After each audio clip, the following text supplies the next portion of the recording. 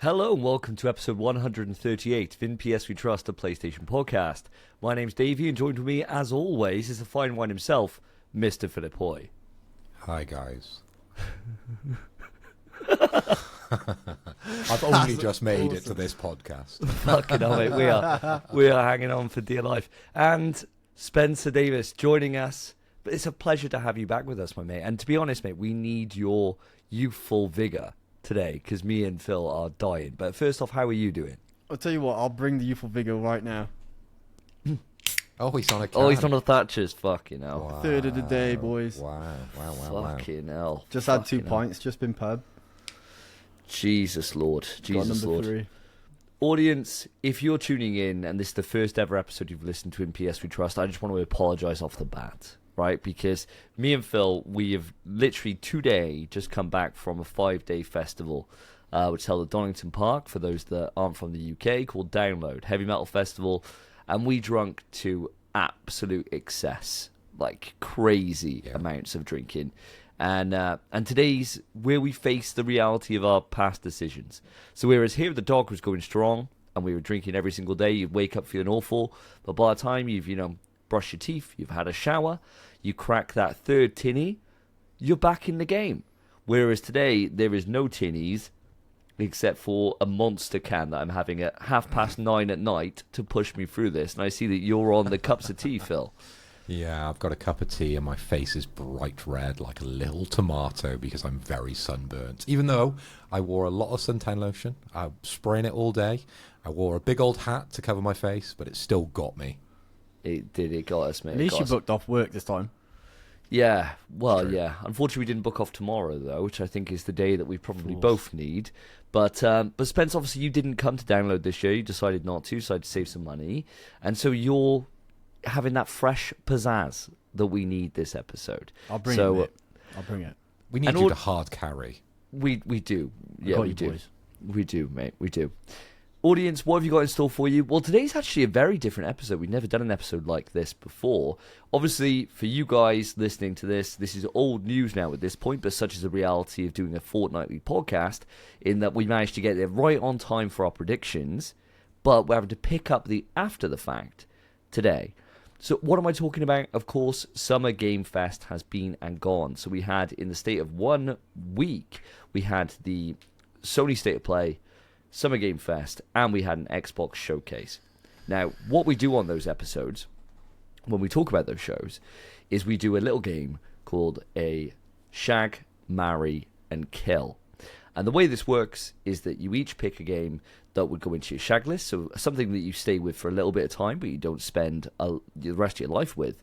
A marry, a game that you want to take up the altar and propose to and get all the celebrations there with your friends and families and loved ones. A game that you're going to be in amongst it with for a long time to come.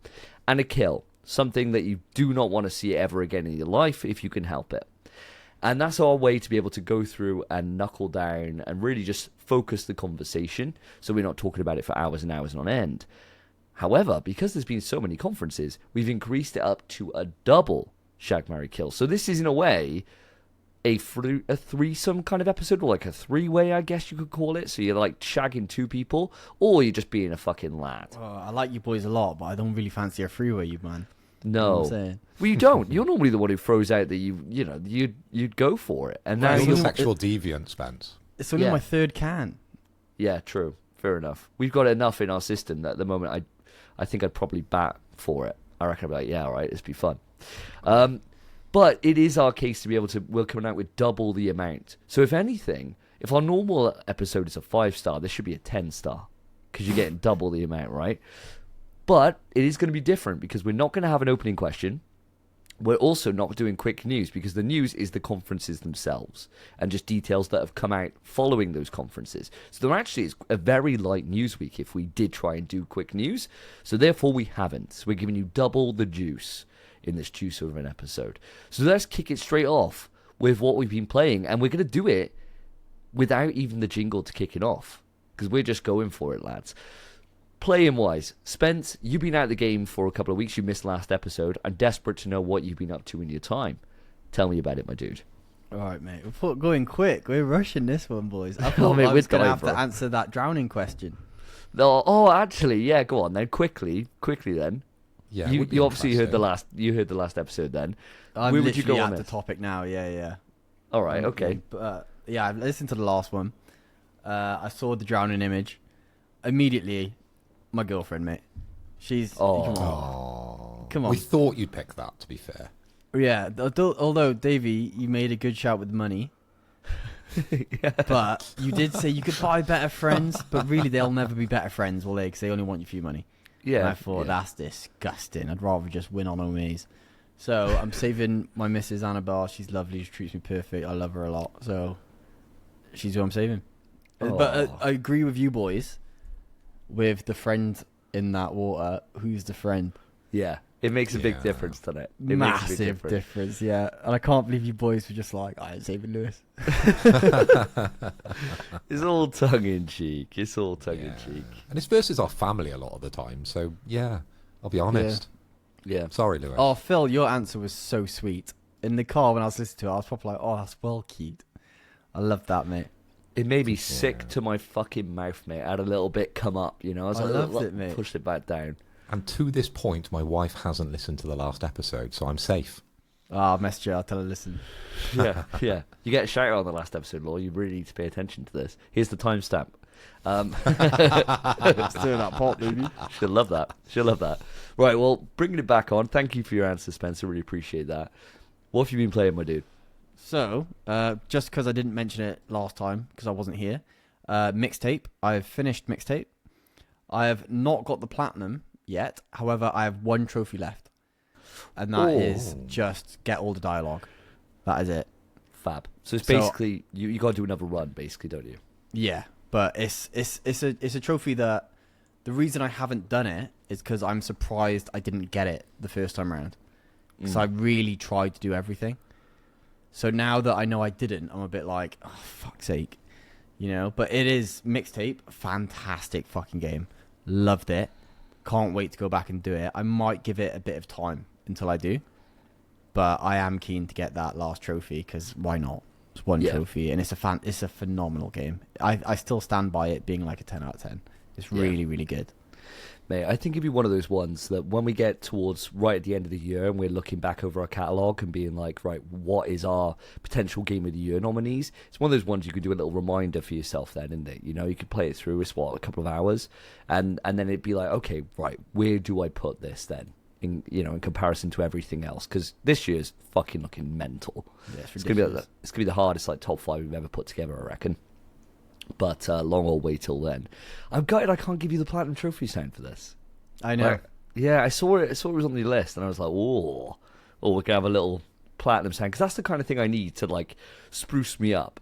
I reckon. Like I'm feeling about a 6 out of 10 at a push right now, and that's because I'm under fucking studio lights. If I was just normal on my own, mate, I'd be miserable. I'd be down in like the 2s or whatever.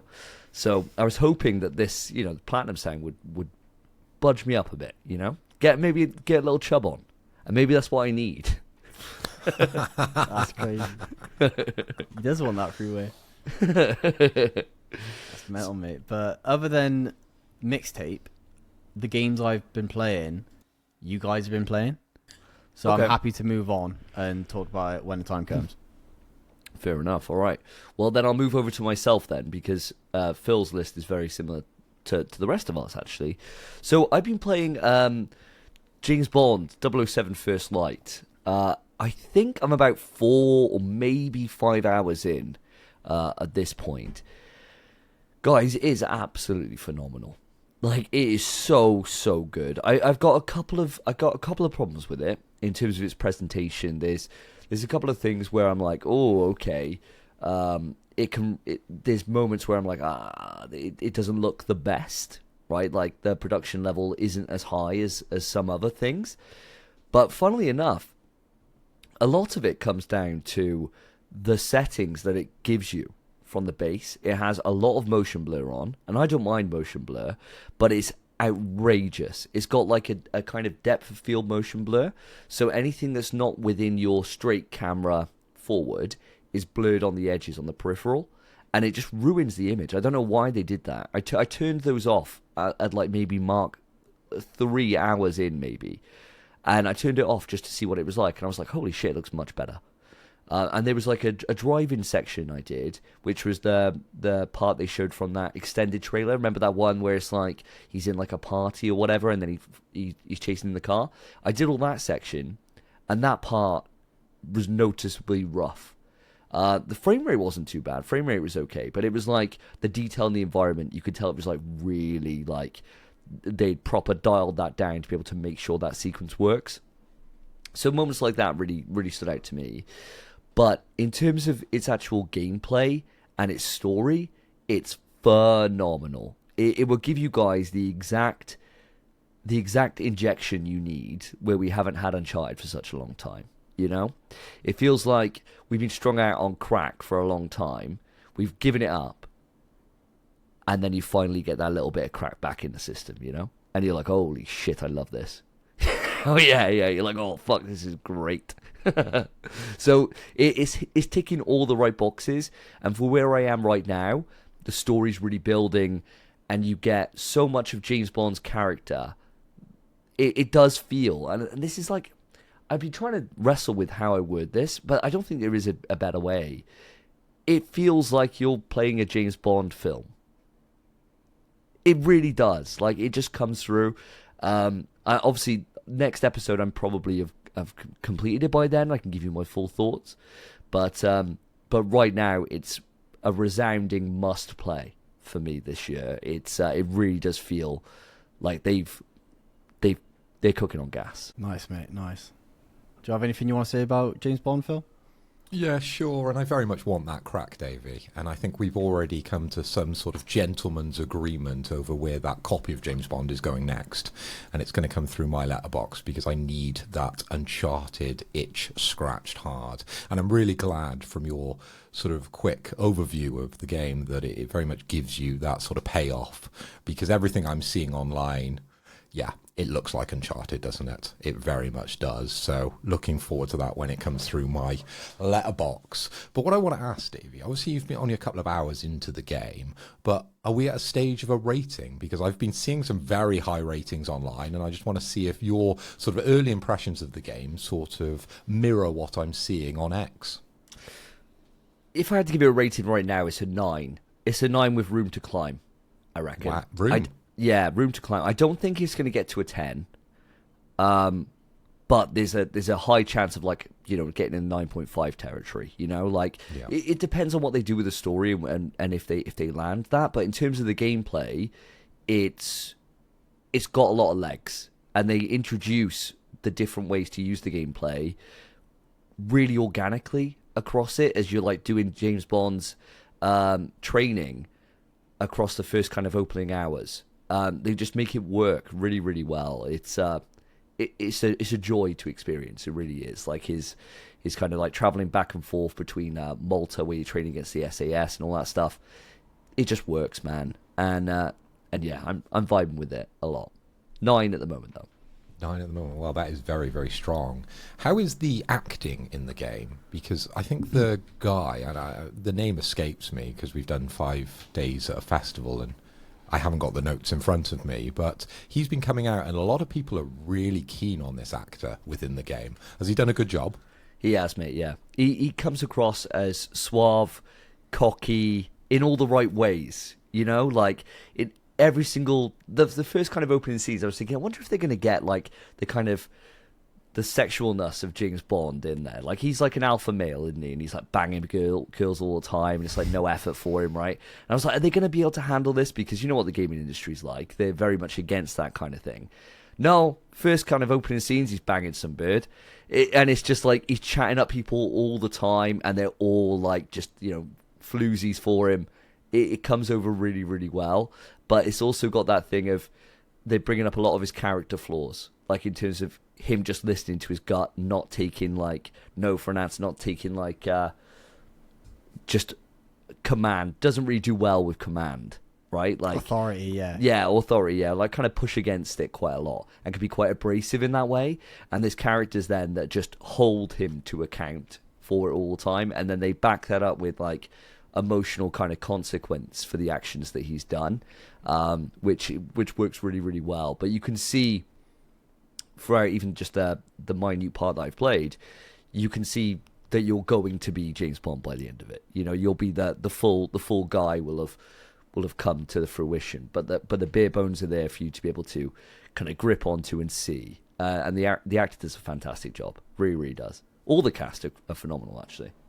Oh, I'm really glad to hear, because I was quite worried, because a lot of what's been shown, especially at the sort of bigger conferences, is almost a dilution of that character. So I didn't know how far they were going to actually go in the game. But if you're telling me they've stuck the landing, I'm very much looking forward to it, because I'm a fan of that within James Bond, because everything you've watched in James Bond of the past has been that way. And for him to sort of come across weaker in a video game might really hurt the story, but super glad they've kept that element in. I want to see where this one goes, for sure.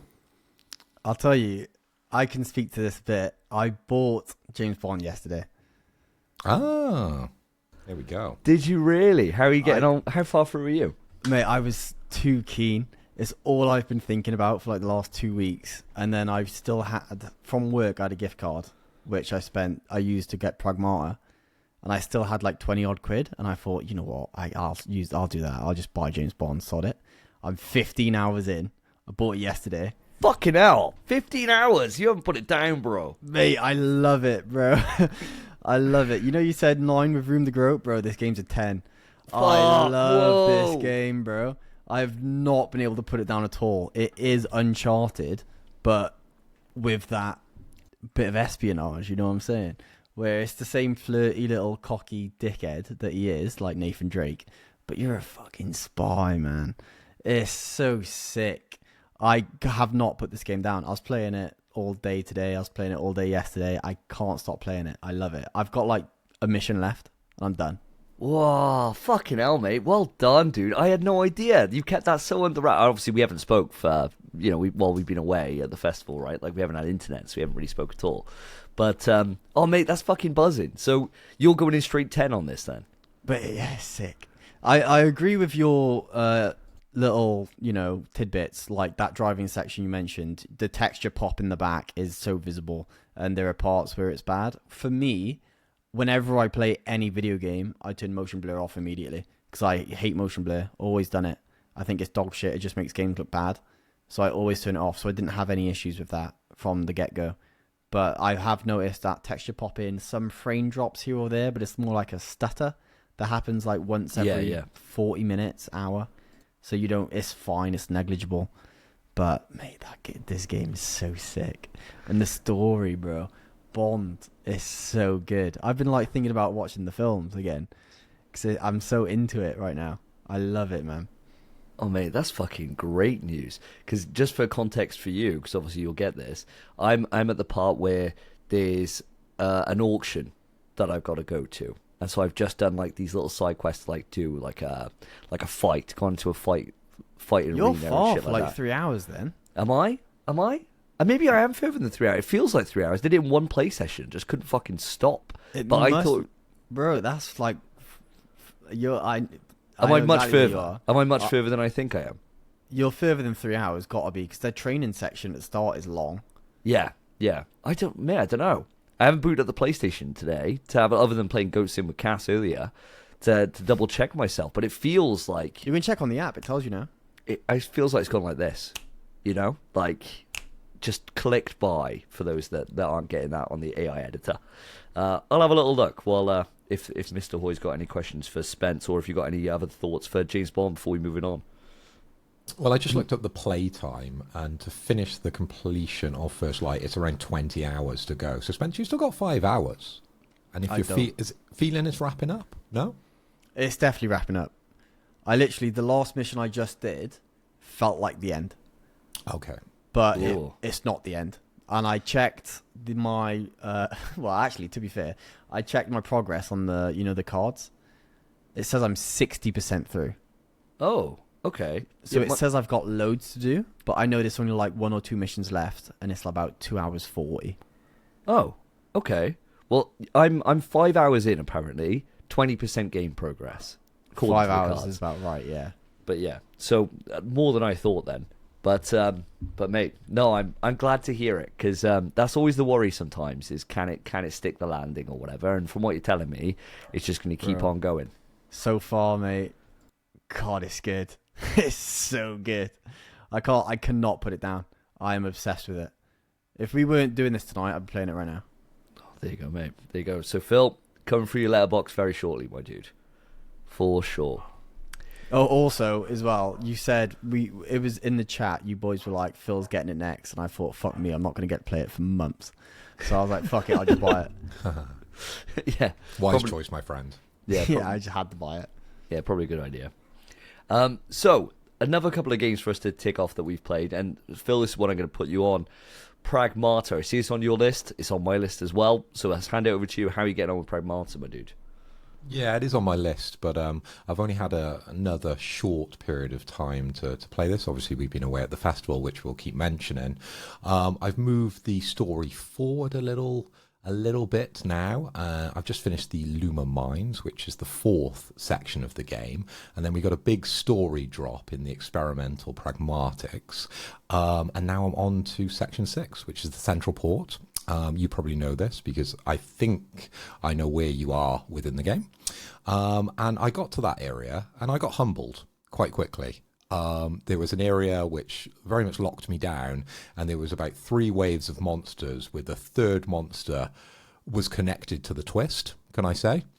And yes, he beat me, but mainly because I was only down to my base weaponry at that point. I'd used all my other weaponry that you have and other options, and it was just tedious at that point. So I thought, do you know what? We need to take a step back. Let's go back and run some of the sections. So I've ran the 1st to the 2nd to the 3rd area, and I've completed everything in those areas to get all those upgrades. So I'm now kind of at the point where, should I do the 4th area, complete that? 5th, there isn't much there other than the story, and then rerun 6, and it should be a bit of a breeze by that point, because I would have upgraded the majority of things within the game. Looking at the cards, I've played 13 hours of the game, and it says 75% done, so that's probably about right for where I think I am in the game. Completion to do everything is 35 hours, which I'm quite shocked by, because I feel like I've done most things within the game, apart from the training missions. Now, I don't know, Davey, how much of the training missions you've done, and maybe you can touch on that when you give me your sort of review of the game. But that I have only really touched maybe the first 5 missions within that, and I quickly got bored, I'll be honest with you. I just wanted to get through the story and see where that played out. But my feelings on this game haven't changed. If anything, they've got a lot better, because the further you get in the game, the better the game gets, and the more elements they sort of introduce. And now it's starting to get hard and a little bit of challenge, at least for my level of gaming. So yeah, very much still loving Pragmata. Do I think it's getting up to be like a 9 out of 10 or a 10 out of 10? Definitely not. I'm going to stick probably on the, we're going to stick at an 8 at the moment, all right? I'm not sure it's got that much room to grow, but it all depends on that story. What's the big payoff right at the end? We'll have to wait and see. Fair enough. Yeah, so I finished the game. I finished Pragmata. My cards tell me 21 hours. I definitely did not spend 21 hours in that game. I think my in-game time was somewhere around 13 odd. Kind of breezed through a lot of it, as I was complaining about last episode. But the VR things, where I spent quite a lot of time. And I don't know why I did, because you're right, a lot of them are bullshit, right? A lot of them are just really fucking shit. But there's the odd ones they sprinkle in, where I really enjoyed them, and especially when they weren't combat ones. The combat ones, I just like, I don't really like these. I can't use the weapons that I like to use. I can't use the tactics that I like to use, that kind of thing. It forces you to play a certain way. Whereas the obstacle ones, especially towards the end, I really started enjoying. I don't know why that is, because it was a major complaint of mine before about the movement. And last episode I was saying about, like, I hate how your momentum stops and all that stuff. But as soon as you just kind of accept it for what it is, and you just spam the boost button, it's quite fun. And so those are the parts that I've been really enjoying. So I've done all the VR stuff, and I think there's a couple on there I didn't 3-star, but the majority I did, and used them to kind of complete the boards. I got no interest in going back and doing like the 100%ing stuff, because you have to play the game through on lunatic difficulty. And just to kind of pick up on where I left my thoughts last time when I was about at the halfway point of the game, it was very negative. I had a lot of problems with it. I thought it was coming in at like maybe a 6 or a 7, around about there.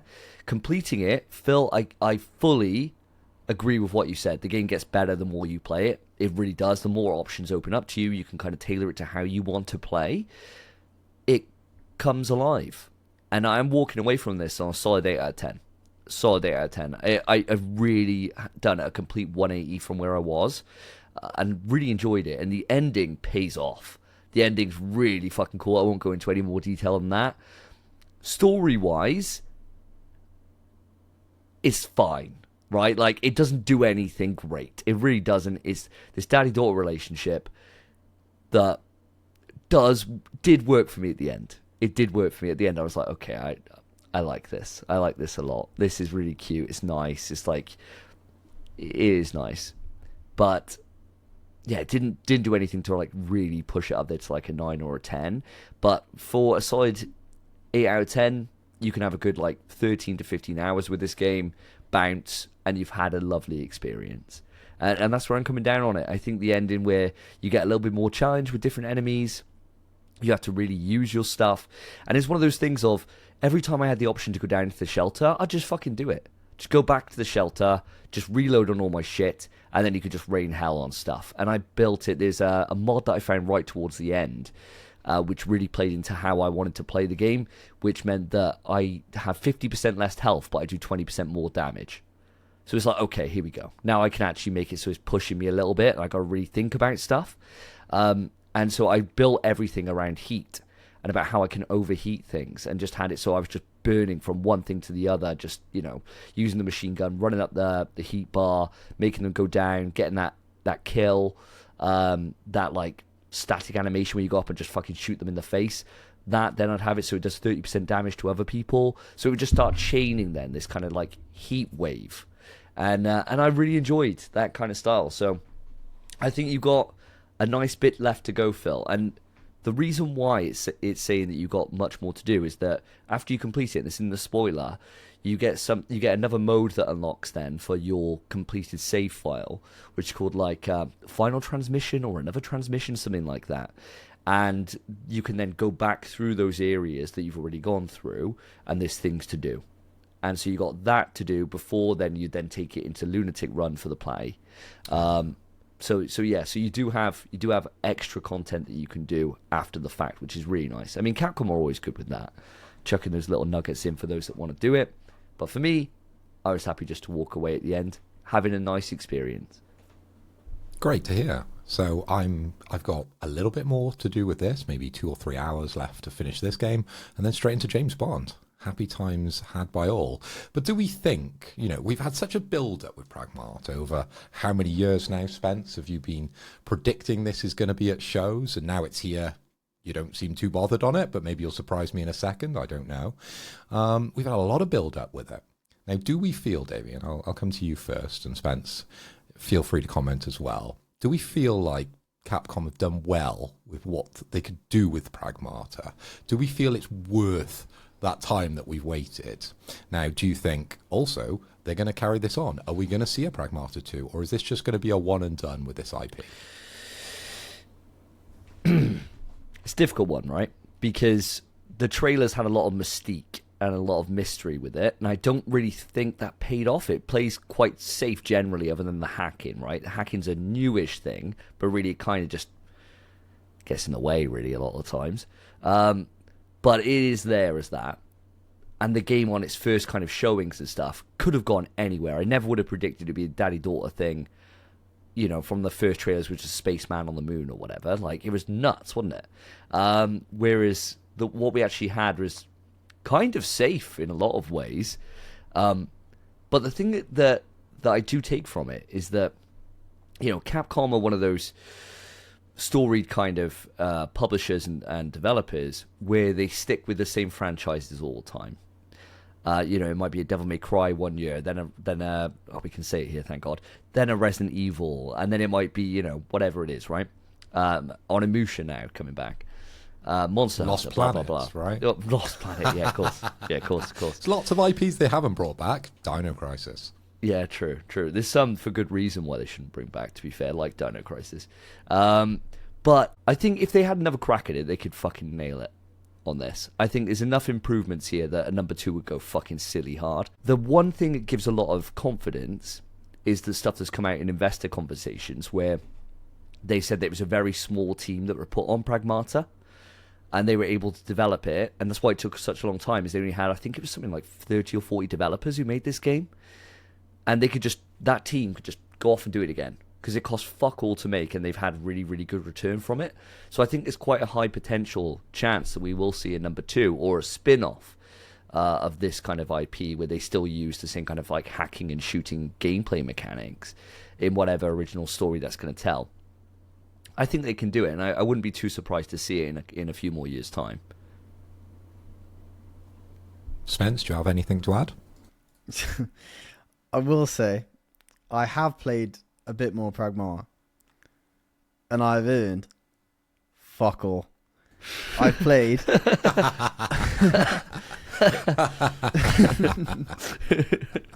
I played about an extra hour, bro. I played about an extra hour, and I tell you what, I just don't get on with Pragmata, which is a shame because I was championing it for so long. Well, really, I was just like, where is it? I wasn't actually like, oh, just Pragmata looks sick. I was just saying, it's coming. That's about it. But the issue is, I know it gets better as you play it. That's all I've heard. I've heard it's a great game. A lot of people love it. But it released, and then James Bond came out, and I was like, I just want to play James Bond. I don't want to play Pragmata. So I've done like an extra hour. I'm still in the fucking Terror Dome.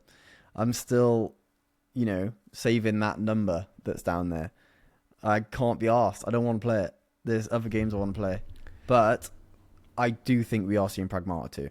I really do. Because especially on launch of Pragmata, when people first played it and beat the game, people were crying out for it. People are desperate for Pragmata 2. I don't understand, really. I don't understand. People love this game. And it's like, it's fine. But for me, it's a 6 out of 10. And I'm sure it'll get better. And I will see it through. But I'm not in a rush. Because it's all right. It's fine. But that's all it is. Yeah. To be fair, at the point you are was where I spoke about it last episode, right? And I just had fucking so many problems. So I get where you're coming from. And with James Bond there, this is the reason why I had to finish it. Because I knew if I start James Bond, I'm never going back to this. Yeah. Right? I'm never going back. So I was like, I have to finish it. I just have to fucking see it through. I would encourage you to go back. Like, you're far enough through. You've done all the shit. It's good from here. Like, it actually is good. The only thing at this point, I'm going to beat James Bond first. Yeah, that makes sense. Makes perfect sense. And then I'll go do Pragmata and then think, oh, I wish I was playing James Bond. And then I'll, maybe I'll play James Bond again. I'm already thinking about doing James Bond again after I beat it. Because there's so many different ways to go about each level. Oh, I just want to talk about James Bond. Sorry, guys. Sorry, I love that game. Pragmata is good. What you want to do, Spence, is every episode now, every 2 weeks, try and complete an area. And we'll watch this growth of your love for Pragmata. That's a good idea. I think that's the way we should do it because, me and Davey are the same, right? When it started, it was a little bit loose, but it just very much tightens up towards the end. And, you do fall in love. Like, it's one of those types of games. And we're not the only ones. As you've said, like, the whole internet is raving about this game. And I think it's just pitched at the right level. It's short enough. It has a compelling story which people really vibe with. So I can see a Pragmata too. I really can. I don't think this is a one and done for Capcom. I think they're as surprised as a lot of people who've only played the first area probably are about this game, because people are out in their droves across X, and it's pretty universal in what I'm seeing. I don't see a lot of negativity around this, and it has that ability to be quite negative if you only played a small amount of this game. But honestly, it's coming back. And I really think this is the start of something big for Capcom. We could see this 6, 7, 8 times through with this. I think, 6, 7. There I said it. He's the fucking Rizzler up in this joint. Did you like that? Did you like that, Spence? Did that? Hated it, mate. You hate that. You hate that. Hated it. Tickle the bone that I don't want tickled. Well, speaking of tickling the bone, and I don't want to spend fucking forever on this, right? Because I'm conscious. You do. I'm conscious this turns into the fucking marathon podcast, right? Sorry, before you go on, last episode, I was listening to it in the car earlier, and after you boys talked about marathon for about 40 minutes, you were like, listeners, if you don't play marathon, I'm sure this sucks, but it is what it is. And I was like, yeah, let's talk about it again, baby. Come on, boys. Let's go. Yeah, we did have multiple sections about marathon. Yes. It was a very heavy one. It was very heavy. It was great. Great episode, boys. I loved it. Oh, well, thanks, mate. Thanks. Well, I don't want to spend forever on this. And I don't really know how much we've played. Because for me, personally, and Phil, I think you're exactly the same. We've only done one real session on it for Season 2, right? Spence, I'm going to come to you first. Because I don't know if you've played any more than we have. And if so, and regardless if you have or not, I want to get your impressions on Season 2. Because we had a fucking phenomenal session when we did all join up together. Right, well, the first thing I'm going to do before I even talk about it, sorry, listeners, I hope you're on video. I'm going to show you boys something. Oh, Right. he's got the pad. He's got the pad. Look at that. That looks fucking gorgeous. Look at that.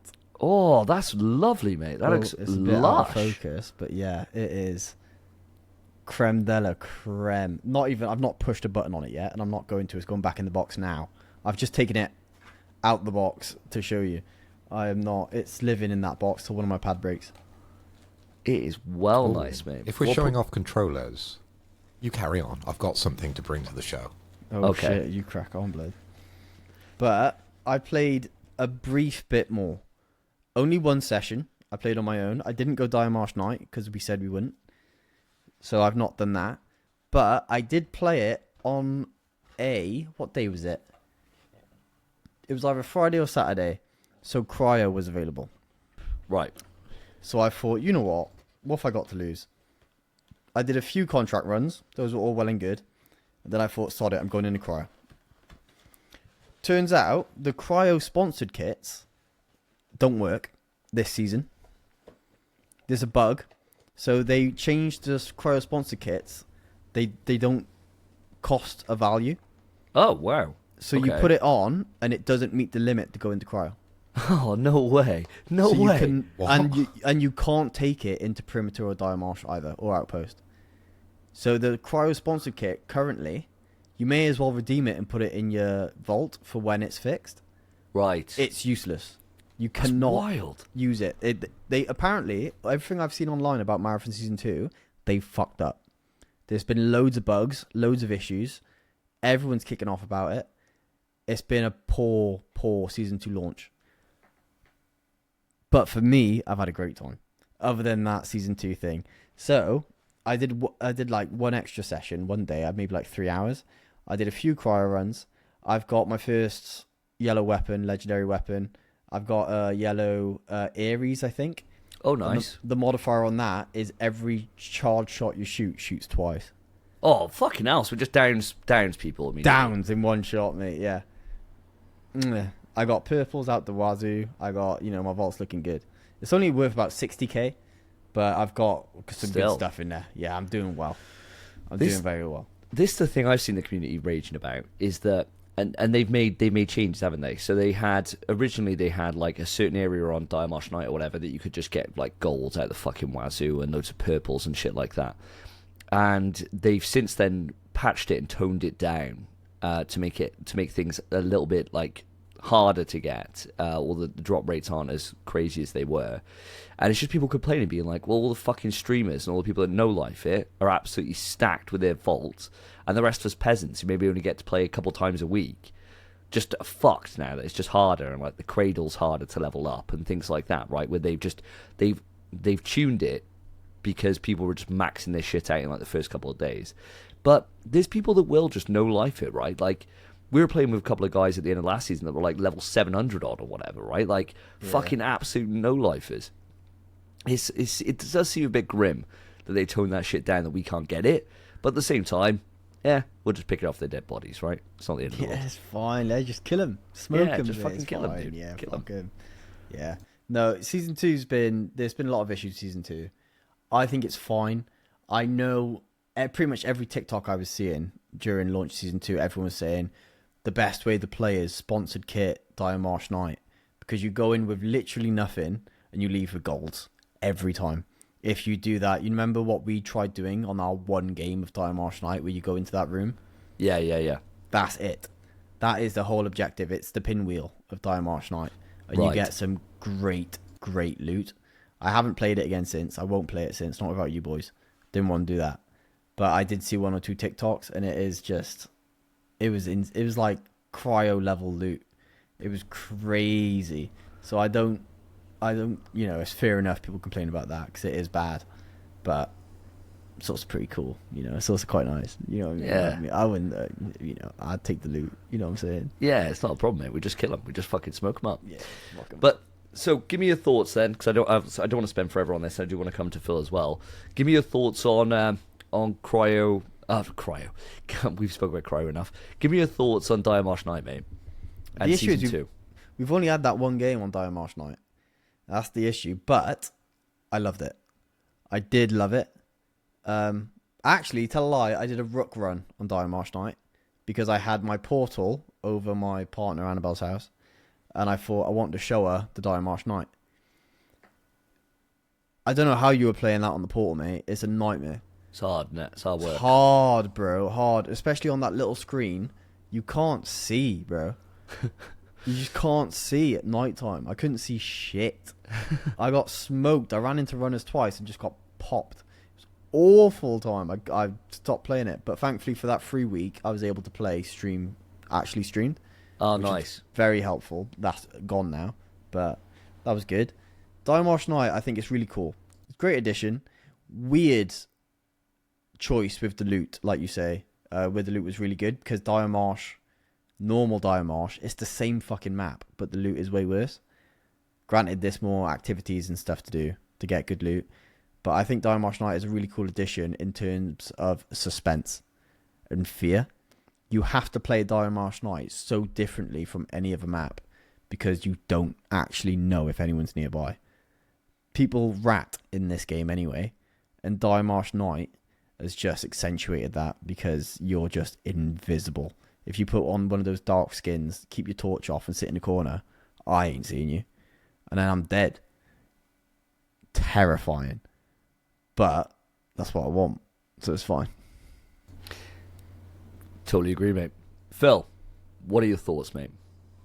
Well, before I give you my thoughts, I've got something to reveal, and this came through the post while I was away, so thankfully I've received it, and it hasn't gone back to sender like the previous handset that I bought from PlayStation.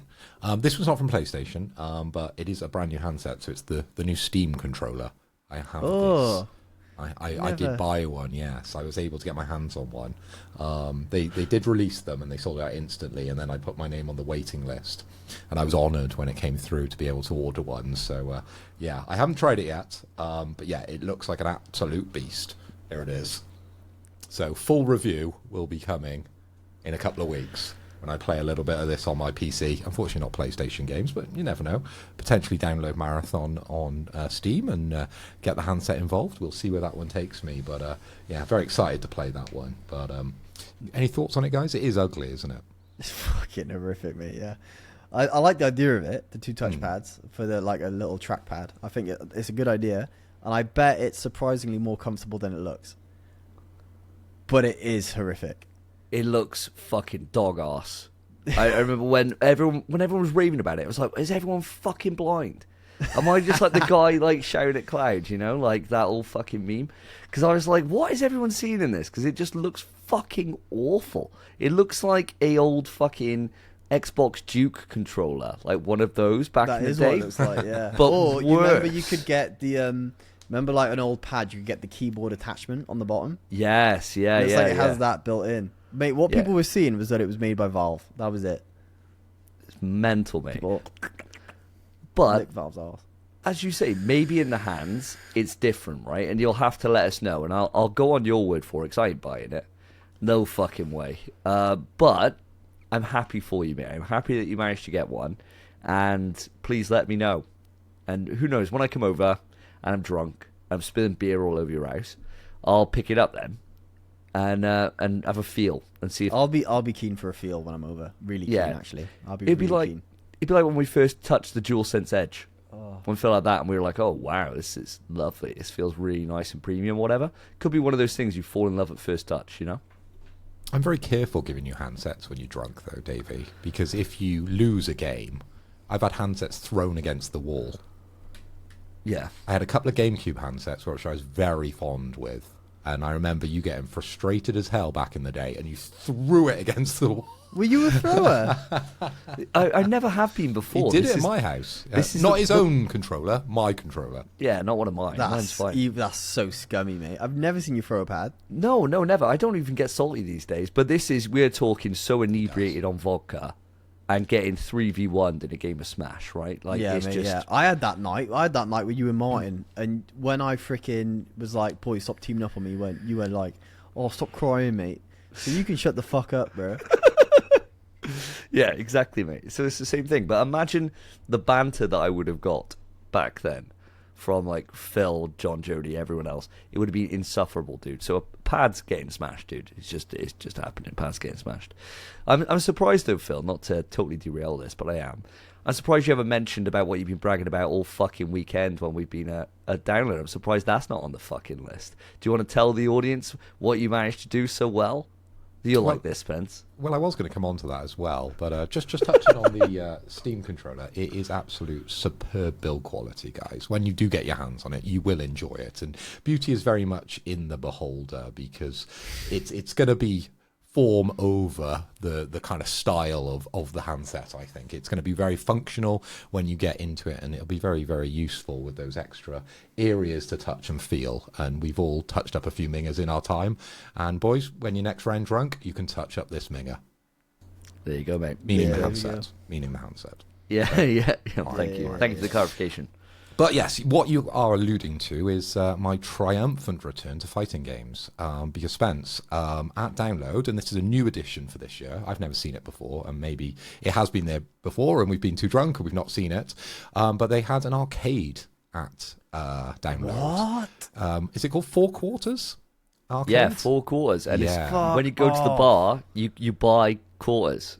No way, like your beer. NQ64 kind of thing. Yeah. Very similar, but the setups there are quite premium, actually, and they all work really, really well. It's not like NQ64 where everything is sticky as fuck and you're like, because beer's been spilt everywhere and nothing really works that well. Well, that was my excuse last time I was there anyway, and I did lose quite a few games. But during our sessions where me and Davey were playing, I didn't lose a single match. We were quite drunk, so let's put that out there. That's Davey's excuse, okay? We're fucking destroyed. But what I want to say is fundamentals, they don't fade, do they? There was a certain level of gamesmanship within the games that we did play. Certain character choices came in. And we first started on Marvel vs. Capcom 2, didn't we, Davey? And We you did. thought that was an easy match to, or sort of easy game to beat me on. And beat him on MVC2. how did that go? How did that go? Well, let me get my Johns out of the way immediately. they only had the starting roster, so there was no Jill Valentine, so I couldn't go any of my actual mains, right? So I couldn't go anyone I actually know how to play with, other than Cyclops. I could have Cyclops on there. Should be all you need. It didn't go well, mate. It didn't go well. Let me tell you. After you're about 14 points in, which is not an exaggeration, about 14 points in, I couldn't remember how to tag, bro. That excuse doesn't work when he's also 14 pints in. Yeah, no, but we were but still drinking at that time as well, and we were drinking all day. we're very similar. Davey likes to think he was drinking more than me, but you know, Davey exaggerates everything, doesn't he? exactly. It was mate, this big. Yeah, sure, Yeah. Davey. Yeah, we Course. heard that one before. But he did win, and I'd like to say he was graceful, but no, he's not made me forget it. And we noticed then in the arcade there was Ultra Street Fighter 4 there.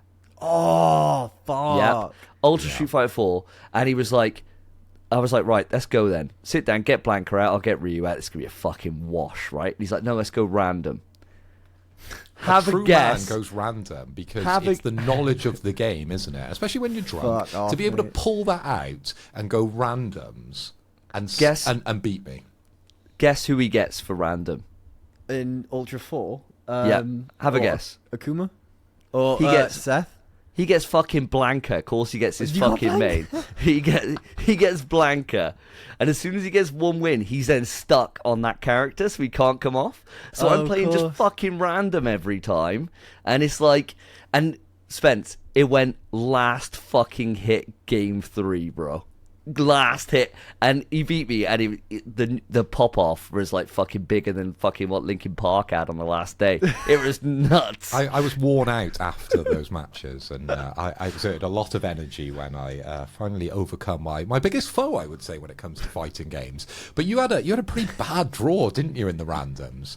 Because I brought Blanca, and once you win, because I think you won the first game, didn't you? So it did unsettle me a little bit, and I thought, ooh, we'll see, because the first one came out and I believe it was DJ that I had, and I can't really play DJ, okay, so I let you win the first one, let you have a bit of a confidence builder, and then the randoms came out and Blanca got locked in, and I walked the first match very, very easily.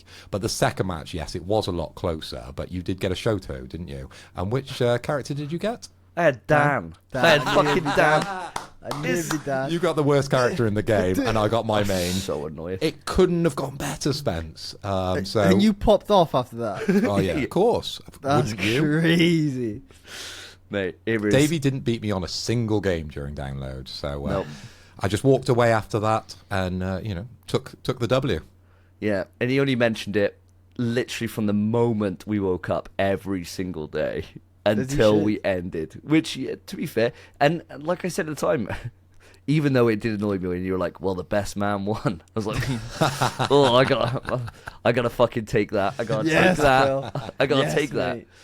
But I drowned it out with a lot more Budweisers, which helped me. It's only now that I'm going to have the recurring nightmares now that I'm sober, right? So, but no, well done, Phil. You were the Thank you. champion at Download 2026 this year. That's so so well done. sick, mate. I love that. That reminds me of, I had a Smash set years ago, and I sat down. It was Dev, sat next opposite me, and he went, Oh, "May the yeah. best man win," and I went, "He will," and then Oh. I smoked him.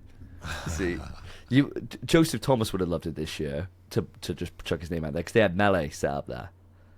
They didn't have to Smash 4 or anything like that. Phil wouldn't have even bothered. But even with randoms, he wouldn't bother. I mean, I was on a pretty high. You were on a streak, to be Was fair. on You a were on good a streak, high, bro. If You were on a Smash streak. 4 was there and he beat you, mind. That'd be I'd never Going live it from down. Marvel to Street Fighter to Smash. No. Didn't matter what happened in the end game because I'd won the first two spans. True. I'm So, straight, bro. I'm straight. yeah. Anytime he's like, "I smoked you in Smash," like, "Yeah, Street Fighter though." Yeah, Street Fighter drunk randoms. No thanks. No thanks. He's the master of that, right? I'll give you your props there. Drunk Tell you what, style. that's made me. I regret not coming. That's Mate. made me regret not coming. I can't believe there was an arcade. That's so sick. It was great as well. Like as Phil said, the actual setup on them is like the same as if you go to any like high end arcade, like, and they were really, really tight on like drinks being around by the arcade cabs, so Good. you knew they were pristine, right? Like everything was like brand new, top of the range stuff. They were. You don't want to start when you get onto one of these arcade places. You touch the button, you're like, they're not Samoas, or fuck, these sticks are like cheap as shit. No. Super premium, really, really good monitors, everything else. High-end arcade equipment. High-end. It was so fantastic. Fantastic addition. Slightly expensive, though.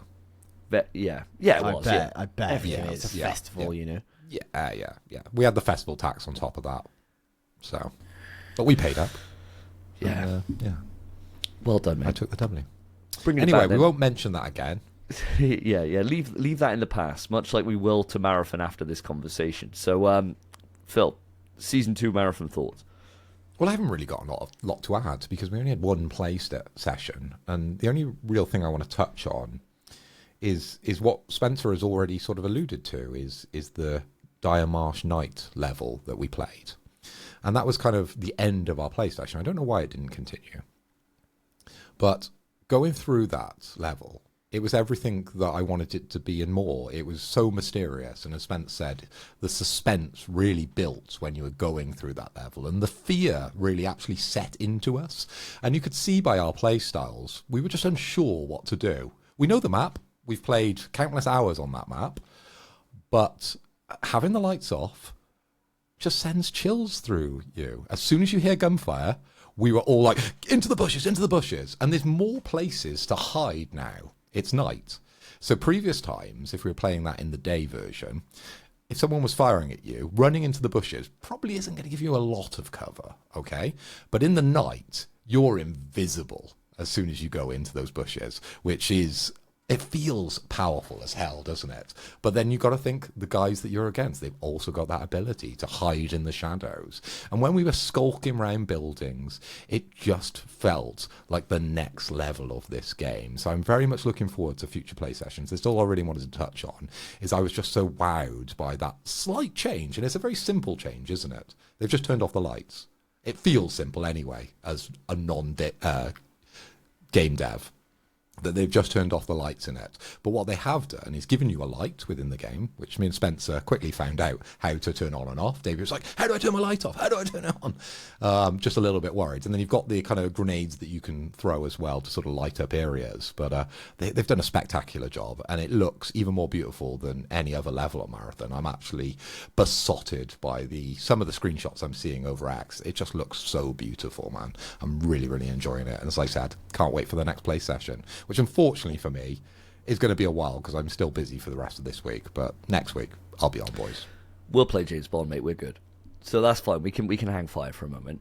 Audience, I want to throw it over to you, actually, because obviously while we were away from the last time of the last episode up until now, there was the free period of time that you could access Marathon.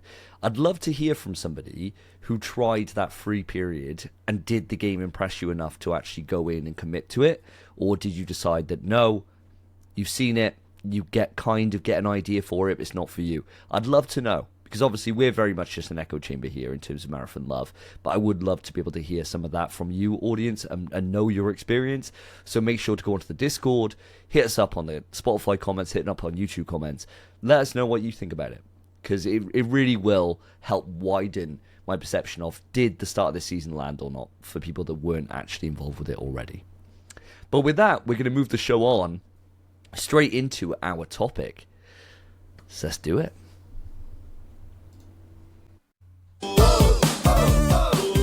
Stop!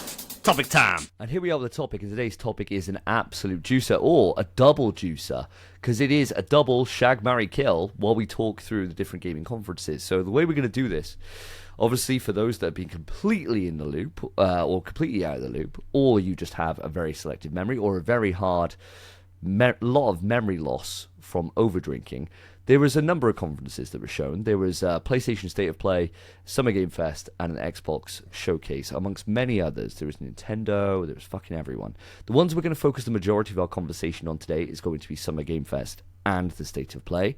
However, if there are games that you want to mention that were shown at any other conferences, feel free, do your best. You're more than welcome to. First thing we're going to do, as we always do, guys, is we're going to go in and discuss high-level thoughts when it comes to the conferences themselves. We can take this anywhere you want to go. I think naturally it would kind of it's going to naturally kind of evolve from talking about one to the other and comparing and contrasting, which is always the best way to be able to actually compare something, of course. And then we'll start diving into which games really stood out for us and which need to die. So first off, Spence, going to come to you. Did you watch the Summer Game Fest and the State of Play? And if you also watched any of the others, please enlighten us. So yeah, I did. I watched both Summer Games Fest, State of Play. I skimmed through the Nintendo Direct. Skimmed through it. Didn't watch the Xbox one at all.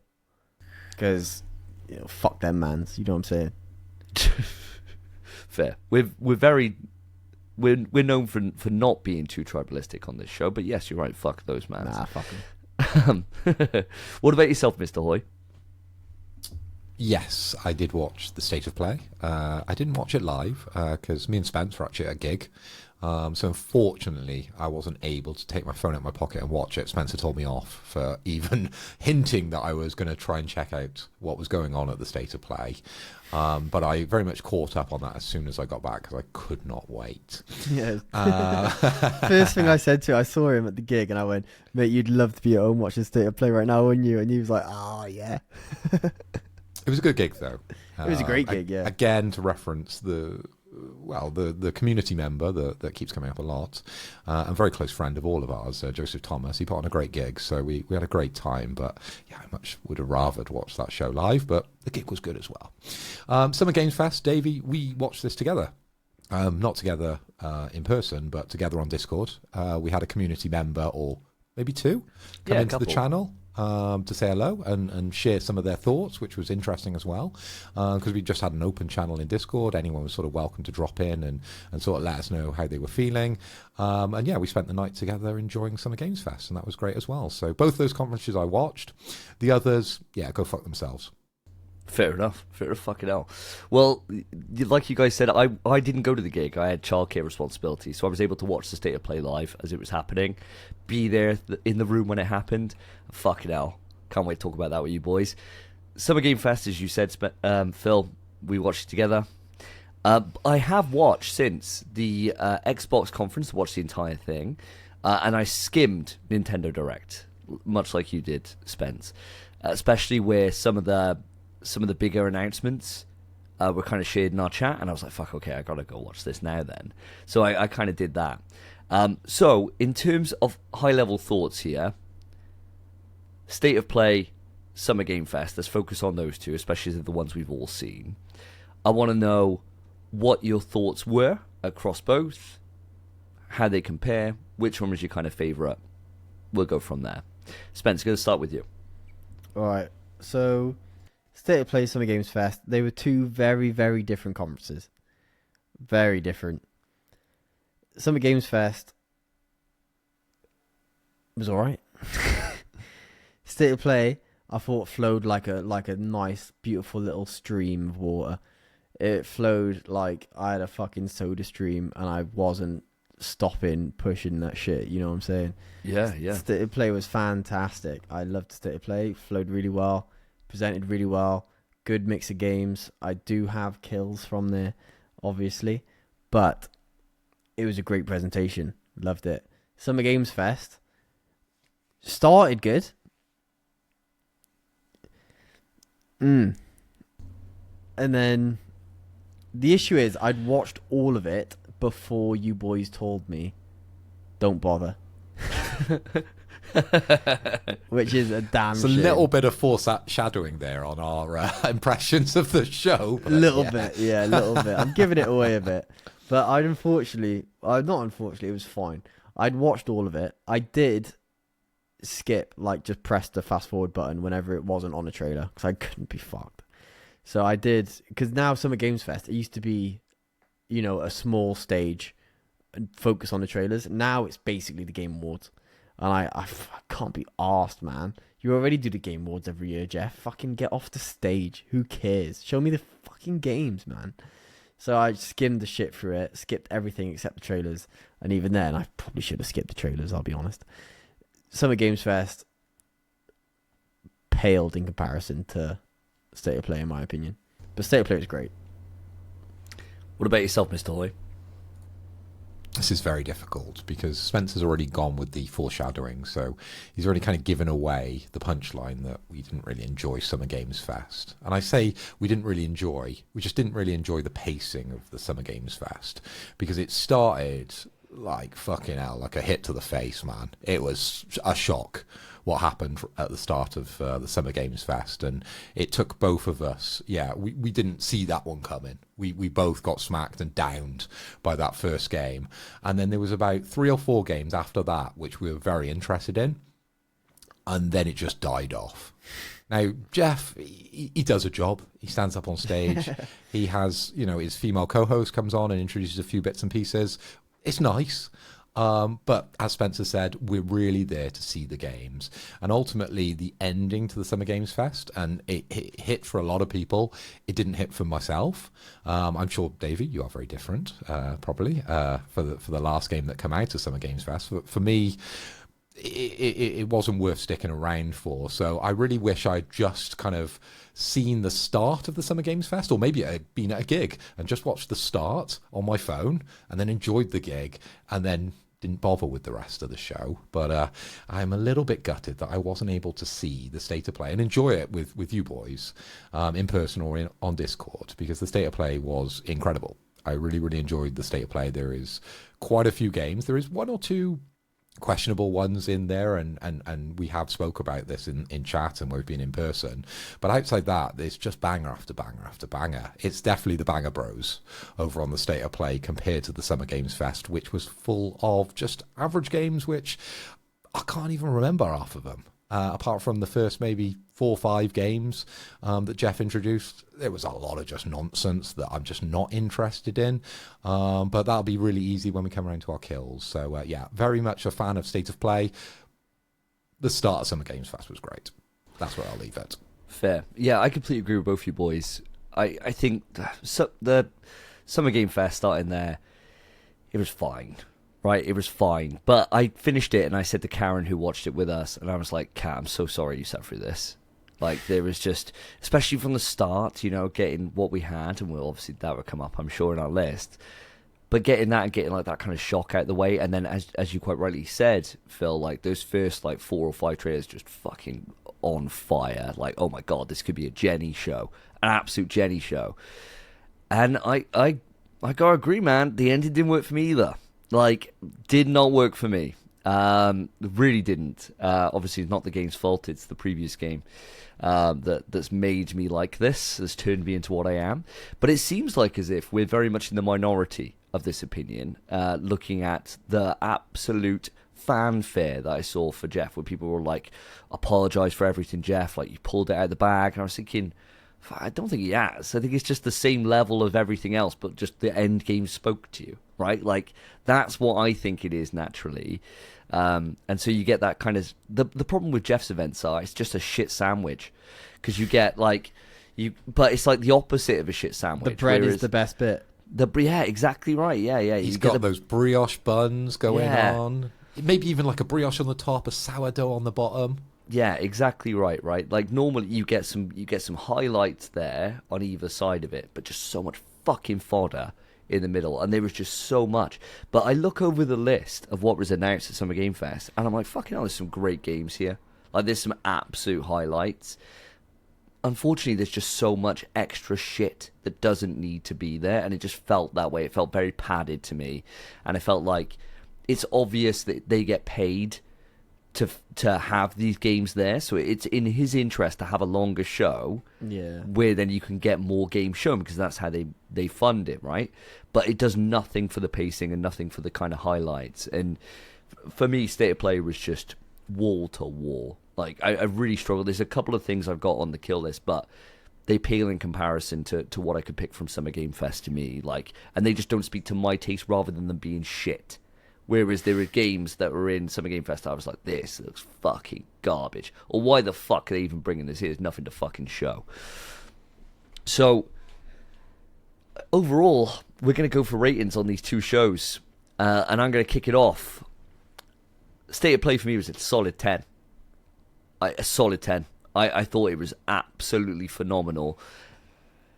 And choosing to end it the way they did, for me, with such a long trailer shown, just blew my dick off, man. I had no idea that we were getting that long of a thing, and it just absolutely rocked my world. So I was fucking over the moon, let alone the little pockets of greatness that were shown throughout there. Whereas Summer Game Fest, 6 maybe a 7. I could push it to a 7. Because you had some big things there, but I felt like I wasted my time. I could have fast forwarded it, and I'm the only one that can say on this because I watched the Microsoft one as well. Microsoft, I'm going in for a solid 8.5, maybe a 9. Their showcase was fucking phenomenal. Like, there were so many games that I could put on this Shag, Marry, Kill. But in the pre-show, we said we were going to leave those for like a little mention at the end, rather than actually being included here, because they'd take up some slots. Because I was blown away by some of the stuff they've shown. But that's my thoughts. Spence, over to you. Dude, a 10 is crazy, man. 10 was I got no faults with it, bro. Got none. No, it was great, but it's like, when I think of a 10, I think of like Bloodborne 2, but it's like, it's just not happening. But to be fair, I think a Bloodborne 2 State of Play is like, that's an 11. So maybe this is a 10. Yeah, because like tens, we give things a 10, right? Like we might give we given like Helldivers a 10. You know, we're talking about it. We give like Marathon a 10, right? But then are they Expedition 33 10? No, right? Like, but they're still 10. You know? Yeah. It's not the best state of play I've ever seen. That one where they had that Kratos fucking reveal for like 2 seconds is like still the best thing ever. And like, you know, Final Fantasy VII Remake Part 1 being announced and shit like that. It was like fucking, oh my fucking god. And like a PS5 being shown for the first time. Like all that shit, right? That's a 10. But this is still a 10 to some right. To be fair, that was a showcase. Yes. So that's why that was a 10. This is a lower caliber event. The issue is as well, the games shown were great and the pacing was fantastic. And it was like, even though it was a long state of play, there was no wasted time. I will agree with you. It was a 10. I think I have been talked into it. I was going to give it a 9 anyway, but a 10. It is a 10. It is. The things that are bad, like the 2 games I have on my kill list, because I've got 2 options, they're fine. They're for someone. They just aren't for me. There's nothing on there that was really like Infinity Nicky dog shit level. Yeah, it was a great state of play, and it was long, and it was good, and the trailers were fantastic. So yeah, I agree. 10 out of 10 for state of play. Summer Games Fest, mate, I'm thinking a fucking 4. 4, bro. 4. And it's because I will say this: the reason I'm giving it a 4, it's Jeff's own fucking fault. Because if he just spread those trailers out, the whole show would have been quite good. Instead, he chucked them all in at the beginning, and then it was just shit throughout all of it. If he just put like 3 or 4 trailers in between each fantastic fucking game, which he knew was a big hit, 'cause he put them all at the start. It's his own planning that has fucked it for him. I'm giving it a fucking easy 4. I think he screwed the pooch very much on this. It literally just placing the trailers in different parts would have fixed it so much. So it's a 4 for me.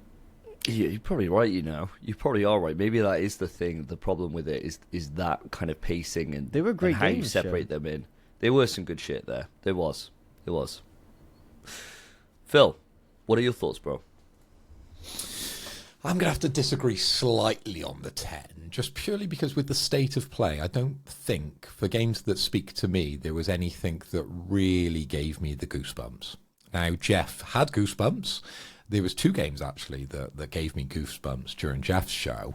But as Spencer and yourself has sort of talked about, there was a lot of just fodder within the game. And one of the comments I think that Davey, actually, you made in conversation was that if the Summer Games Fest was half an hour, it would be an 11, right? Because there is a lot of good games there, but it was a 2-hour show. Or it felt like fucking 4 hours.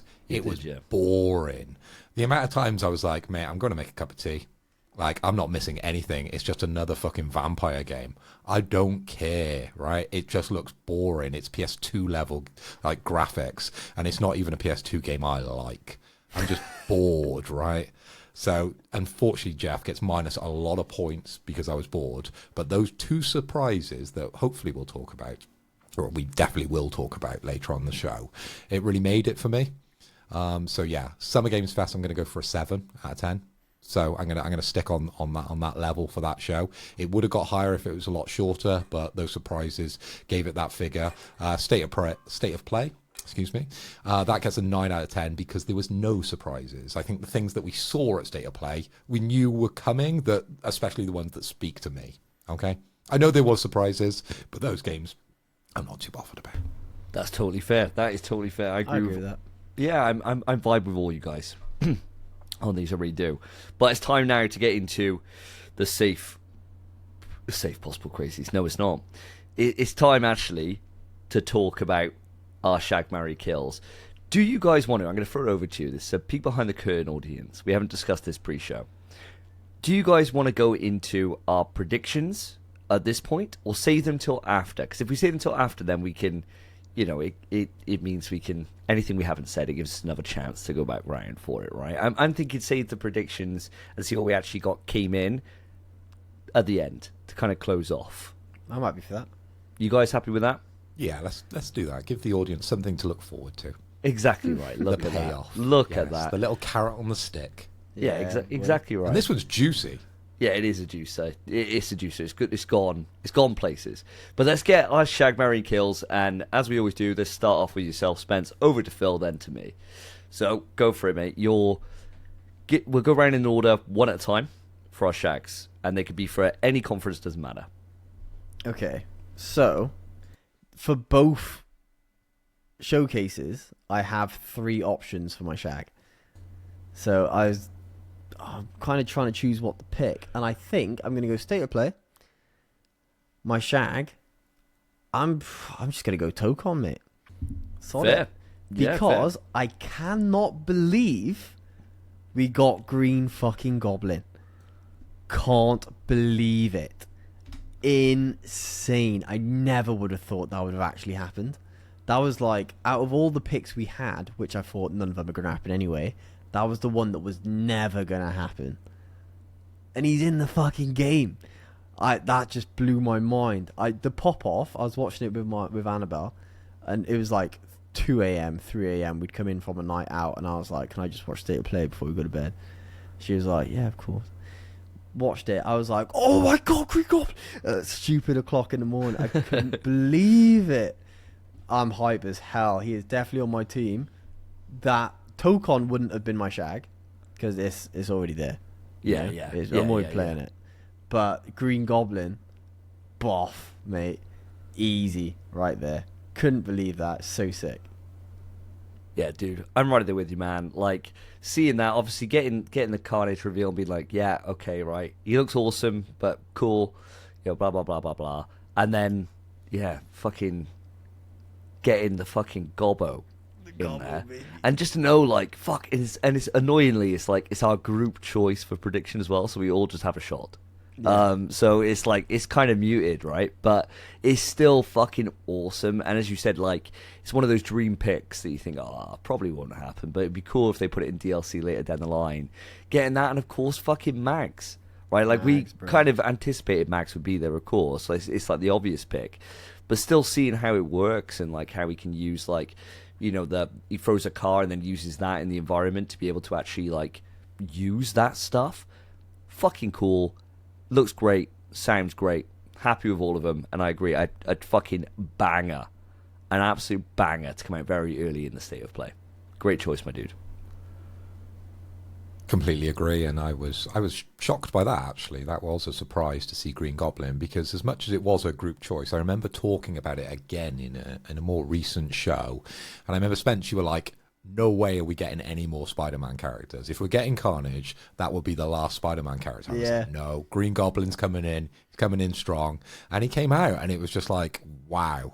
He's such a different character as well. I love it. I'm really excited for Green Goblin. But I think the villain team's looking real strong. Like, that list with Doctor Doom, Magneto, Carnage, and Green Goblin. Ooh. So sick. Yeah, it's getting me really excited now for August 6th. So I think by that time we'll have to get most of Marathon out of our system, which is probably not going to happen. We're going to have to try and run these games side by side, which none of us have got enough time for. Maybe you guys, maybe a step a little later than me to be able to play these games. But my God, I'm really, really looking forward to this one. And have you guys pre-ordered it? Yeah. Not yet. Actually. Not yet. No. Not we yet. Should do. We should really think about that, because I want to be playing that August 6th when it comes out. Well, 100%. We'll definitely have a locals.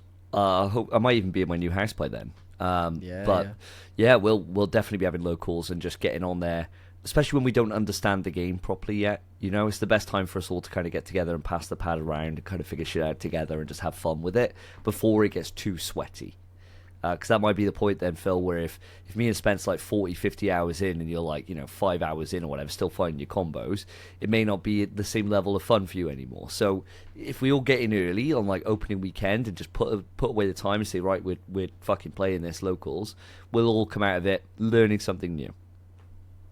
I mean, it's an inevitability, isn't it, that you guys put a lot more hours in. But yes, I'd very much like to be around for the start of this game so we can learn together and go through that process. I think we did it with Street Fighter 4 and previous games that I've spent a lot more time in. So it's got me. I'm really, really excited. We've just got to make the timings work with my calendar and your calendar, and you guys not get too obsessed about it, which unfortunately I'm sure you will. Yeah, it's inevitability. Telling you now, mate. Yeah, I'm in it, bro. When we do that sesh, I'm going to be 20 hours in. It's just the way it is. Before we've even had our first session. Yeah, it's fine. Yeah, it's fine. I've got 40 hours in the beer. Well, come on, man.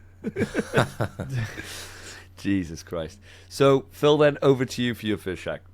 My first shag, and I'm going to stick on the theming of surprises because this one came at me and I didn't know where to look.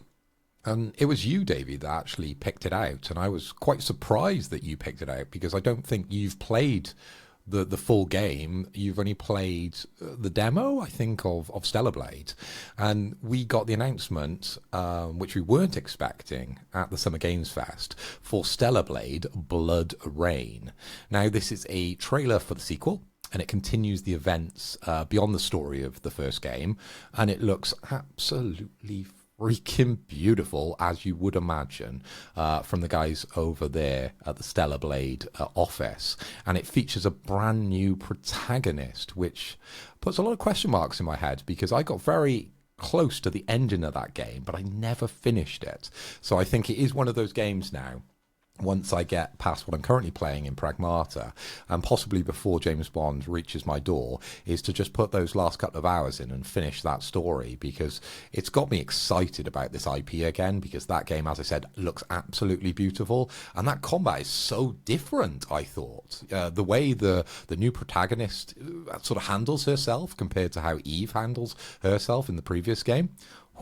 It just looks good, man. So that's going to be my shag for sure, and we'll see where it goes. See if it can hold me throughout the whole game and see where it goes.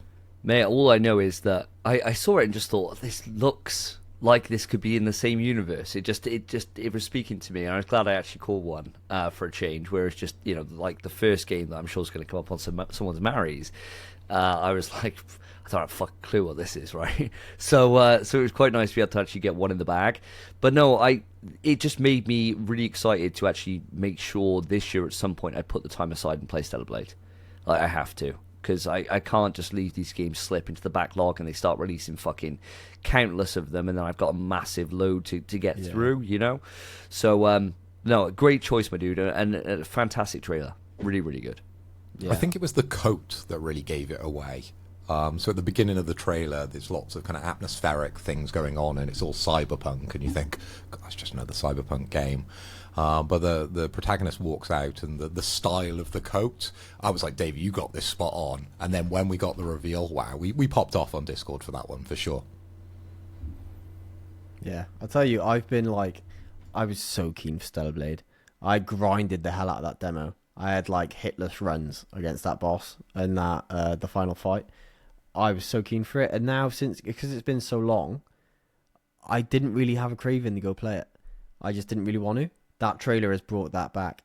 I am so keen to play Stellar Blade. I'll happily wait until Davey's done with it after you finish with it, Phil, and then obviously I'll get the third, sloppies. But I'm playing it, man. I'm so keen for Stellar Blade after that trailer. And you're right, it looked different. The combat looked so different. The world looked a lot more involved, if you know what I mean. And it just seemed interesting, man. It seemed like a really just cool game. I'm so super keen for it, mate. Great choice. Mate, there is so many great choices around this. I'm so glad we got two choices each for these, because my first one is something that I did not see coming. I would have quite easily said this would be a crazy if someone was putting this up as a prediction. It's Until fucking Dawn 2, man. So coming out from Fire Sprite. So Fire Sprite's last game they worked on was the fantastic VR game for the PSVR 2, Horizon Call of the Mountain, and didn't really think about what they're doing at all, to be honest. Like the games that are always on people's minds, or the studios, are like, what's Bend up to? What is fucking Media Molecule doing? I didn't even think about Fire Sprite because they've at least released a game this gen. And then for them to come out and be like, oh, here's fucking Until Dawn 2.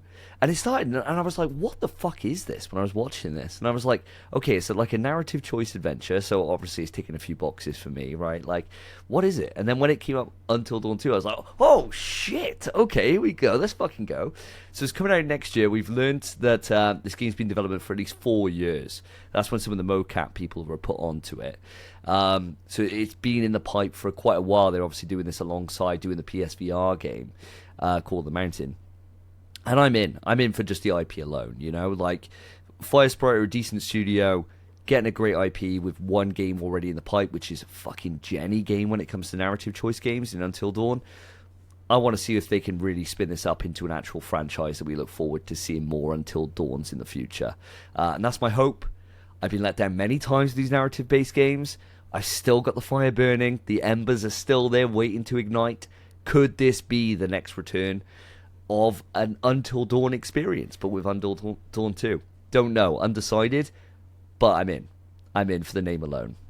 And that's where I'm going with my shag. Does anyone agree with me on this, or did this not do anything for you? I'll tell you, mate. It was in my shag list too. Oh, I'm sorry to take it, dude. No. In my, I'd already taken. I did Tokon instead, so it was in my state of play shag list. I was tempted to choose it. It looked fantastic as well. It just looked great. And then when it flashed up Until Dawn 2, I couldn't believe they're doing an Until Dawn 2. It's not something that ever crossed my mind. I thought they'd maybe just do something else, like the same kind of thing, different IP, different title, kind of like what is that bollocks they do? Yeah. The fucking, I can't even think of the fucking Man Dark of the House Band, Pictures. House of Dark Ashes, House Pictures. Yeah, Dark Pictures Anthology. That's the one. Dark Pictures Anthology. Yeah, I thought they'd do the same kind of thing, but give it a different name. Until Dawn 2. That's, not only is it like they are doing the same thing, but it's different.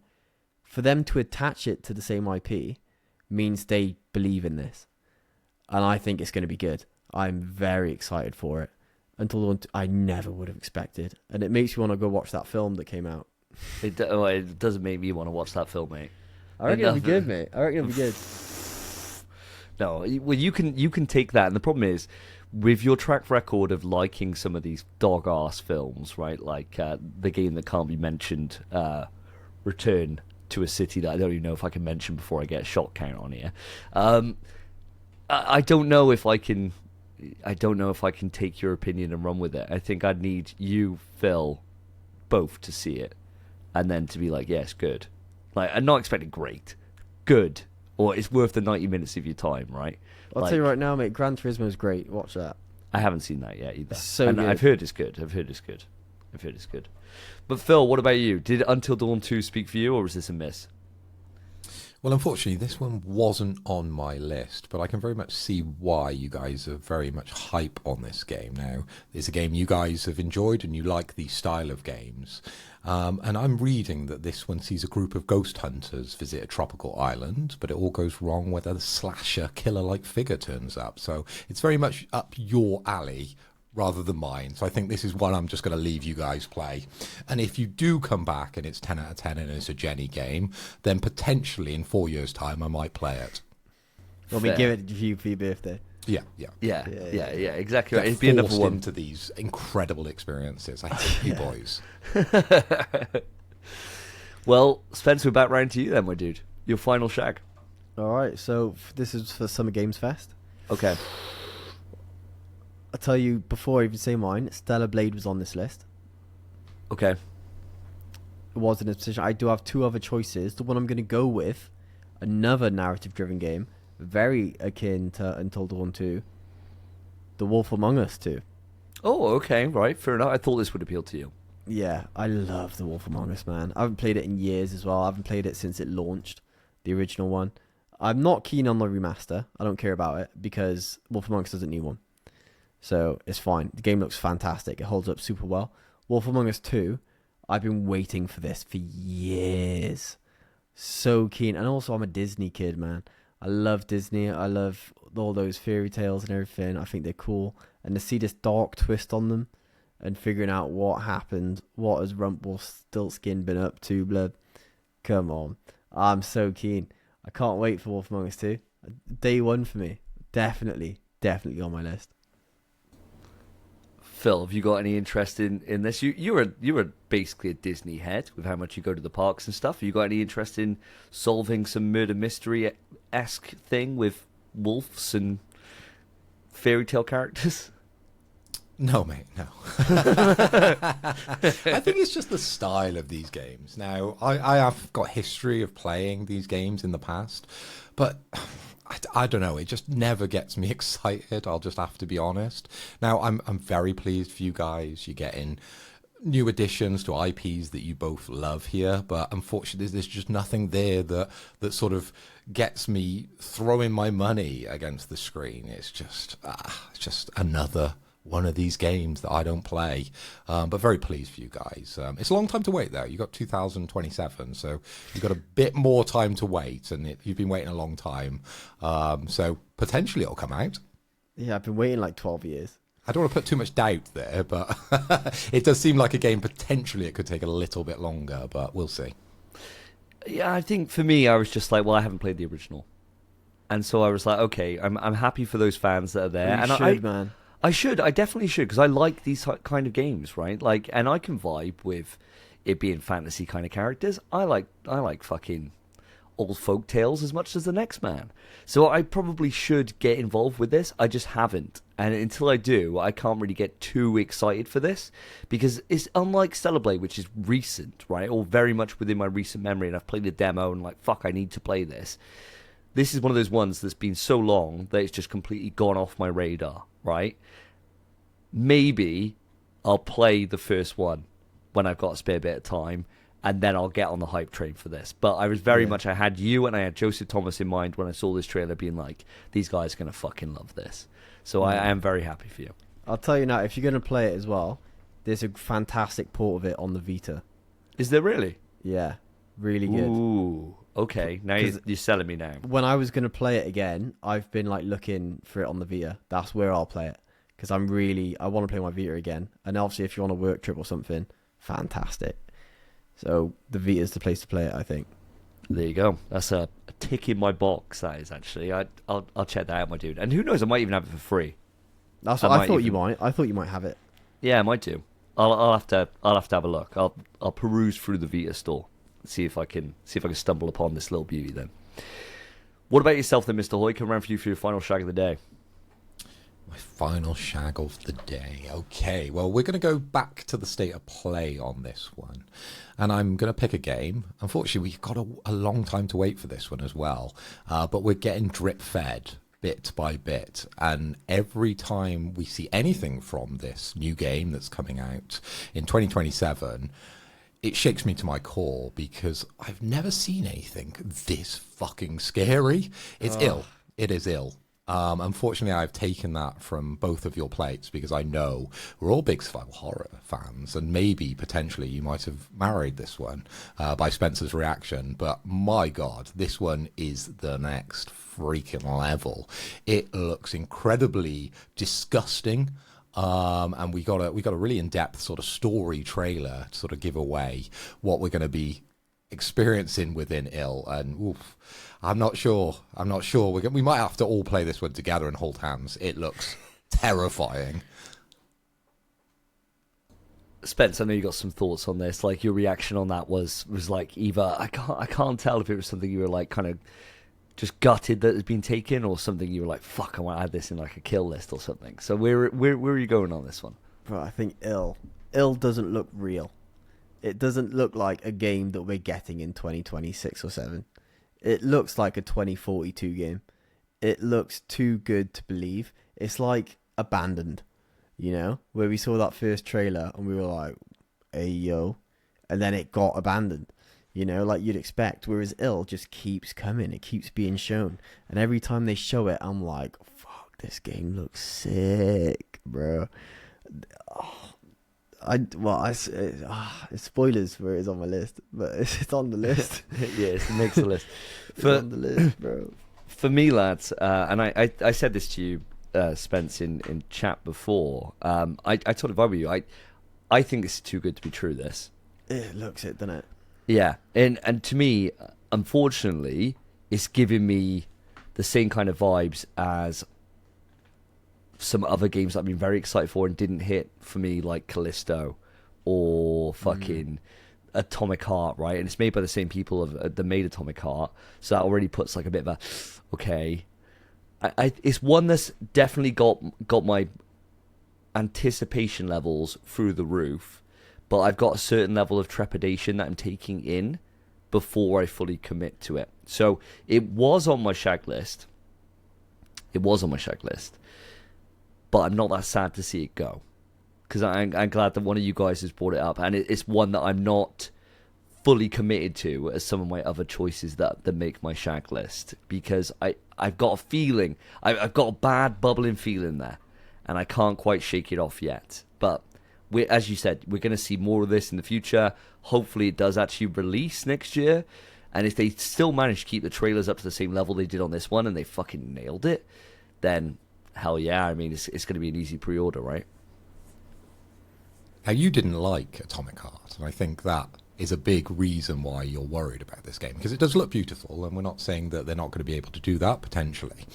But I think it's the Atomic Heart effect that has got you more worried, Davey, unfortunately. Now, I really loved Atomic Heart, so everything I'm seeing, I'm just lapping up. I cannot wait for this one, boys. Oof. Shivers down my spine. Well, we'll have plenty of time to ponder on it, and who knows, if they manage to keep on slaying it on the trailer front, like they certainly have done, and they've been great on Twitter, teasing little bits here and now, it's been on the radar for a while, this one, hey, they'll get my money, right? Atomic Heart got my money too. I just didn't end up playing it through. But still, all the best for him. Hope for the best. So, my final shag, it's a tough one, because I don't know if you guys are going to bring it up in a Mary list or not now. And I feel like it deserves a shout out, but I'm not going to go there. My final shag is The Lost Wild. And that was the dinosaur survival game that they showed. So very much like in the same kind of lifeblood as Alien Isolation 2. And audience, you might be saying to yourself, why haven't I gone for Alien Isolation 2 here? I haven't played Alien Isolation 1 because I've been too scared. Alright, I'll just put that out there. I've been too scared to play it. I said to Karen that we're going to play it through together before number 2 comes out, so that I can man up and actually experience it. I'm a massive Alien fan, huge Alien fan, and so not to have played the best Alien game, probably ever, is a slap in the face. And as soon as I did survival horror kind of reviews for quite a long time, and I was too scared to take this one on. But Lost World looks like it's the similar ilk, but won't be as bad. But I love dinosaurs. I think dinosaurs are cool, right? They're just really cool, and it vibed with me. And seeing like that image they had of like the smoke going through the trees, and that like Allosaurus there, and I was like, oh my god, that would be scary as hell. Done by Annapurna, I'm in. Right, like I'm in for a shag. I do need to see a bit more, but the way it's looking at the moment, I think they're cooking here, and I really like the art style. It really spoke to me. Now, as a fellow dinosaur enthusiast, Phil, did this do it for you?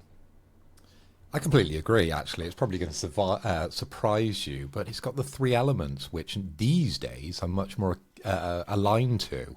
It's got dinosaurs, which I love. You know, I grew up in the 80s. I'm a child of the 80s. Of course, I like dinosaurs. It's got stealth gameplay. Brilliant. We all love stealth gameplay, apart from Spencer when he calls it a 6 out of 10 game. But it's also by Annapurna, and I'm a big fan of Annapurna now after you guys made me play Stray. So really, really looking forward to this one. It got me, so I'm excited for this one. Let's just hope it comes out at the right point in time for us to be able to play it, because we didn't see a lot within that trailer, did we? So hopefully the timing of this one, it works for my calendar, but that would be the only thing that would hold me off on this one. Yeah, fair enough. Spence, I got a feeling you're going to be the other side of the coin on this one, but how are you feeling? Well, I'll say, for one, I'm right there with you in terms of Alien Isolation. In terms of so keen to play it, too scared to do it. Right? And Lost Wild is very much more of that. Except, I don't give a fuck because it's dinosaurs. I do not care. I'm very much... I think dinosaurs are cool, sure. Like, when you think about them in real life, that they used to exist, yeah, that's sick. That's actually so sick. I don't care about them in fiction at all, man. Like, even in the slightest. The Jurassic Parks and Jurassic Worlds, I haven't seen any Jurassic Worlds other than a bit in a hotel in Manchester with Dayman, with Joseph Thomas. And even then, the bit I watched, I thought, this is shit. I do not care about dinosaurs, man. They're just cooler things, I think. Any form of alien is cooler than a dinosaur, even though we had... Like, it's crazy to think they existed. It's cool. It's cool. What about dinosaurs in space? because I've got a game for you. Dumb If as we can shit, bridge, mate. if we can bridge that gap between aliens and dinosaurs by the time this game comes out, maybe we've got something for you. I don't want it, mate. Whatever you got, keep it. Dino Crisis 3, baby. Fuck off. Is that what happened to Dino Crisis 3? It is, yeah. Fuck, no wonder they made Exoprimal. That's crazy. It was Xbox exclusive, if I remember rightly. Oh, they can keep it, mate. Yeah. That's I'm not sure it ever came to PlayStation. I might be wrong on that one, but I remember it launching on Xbox, and I was frustrated because I didn't have one at the time to be able to play it because I loved Dino Crisis, even though it is on later inspection a terrible game. But That it's must just be not like- good. It must have been the rare situation where they were like, "Can we please put Dino Crisis 3 on PlayStation?" And they were just like, "No, we don't want it, bro." It's supposed to be bad, Dino Crisis 3, right? Like, that's the only thing I know about it, is that it's supposed to be really bad, and it takes the series off in completely different. It's not survival horror in any way, shape, or form. But Bro, Dino Crisis 1 was that's bad. all I know. Well, yeah. They're all it was. bad, Just bro. bad game design. Bad game design, man. And dinosaurs, bro. Yeah, I think the trailer looked good, by the way. I do think the trailer looked great. It's just, I don't give a shit about dinosaurs, so it's not for me. But I Fair. bet it is a great game. I bet it will be a great game, and I probably would enjoy it if I played it. I'm just not going to. I'm alright.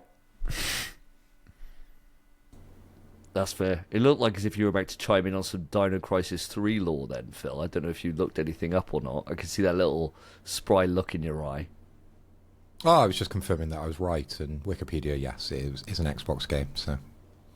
The memory hasn't faded just yet. All that alcohol hasn't addled my brain No, if anything... to the point of forgetting Dino Crisis 3. There you go. If If I need to enough, drink mate. more. Yeah. This is an advert, Get a pro-alcohol. Yeah, exactly right, mate. I got my cat is not leaving me alone because I've been out for like 5 days. And the cat is just desperate to get in. So I think it's the first appearance of Eddie on the podcast, actually. But for all you cat lovers out there, we got a cat that is so desperate for attention off me right now. He's rubbing up against the PlayStation 5. That is how desperate he is. That's a He's Sony like- cat right there. That's a Sony cat, bro. It is, mate. It is. Add that Well- list to the Wikipedia. You know, Yeah. Joe Thomas, now we've got Eddie the cat. Yeah, he's in. He's a good cat, mate. He is a good cat. I'll show him off for those that are on the video. Ugh. Here he is. He's his first time on it. He was an old boy. Look Hello, at him. Edward. Look at him. You probably hear him purring. Do you get that through? Yeah, we got it. Very So- slightly, yeah. So desperate for attention. So I think I might just leave him with me for the moment. So I'll try Keep not him, to mate, make it keep distracting. So moving on to the marries then, boys. We're getting to the big fish here.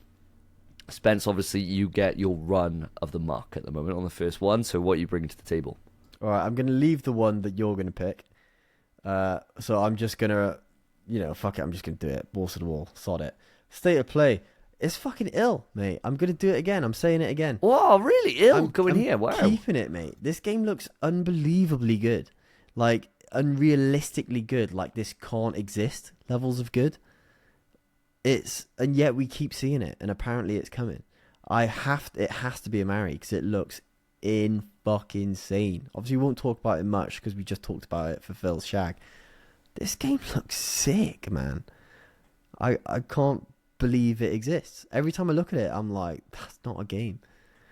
That's not real. But it is. So, fuck it, mate. I'm keen. Fuck, Jesus, Wow. fair play. Wow. I didn't see that coming. I did not see that coming.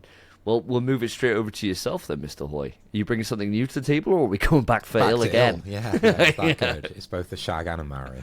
I genuinely thought Spencer was going to say marathon for some reason. Oh, I'll tell you what. It was in my shag list. It was in my shags.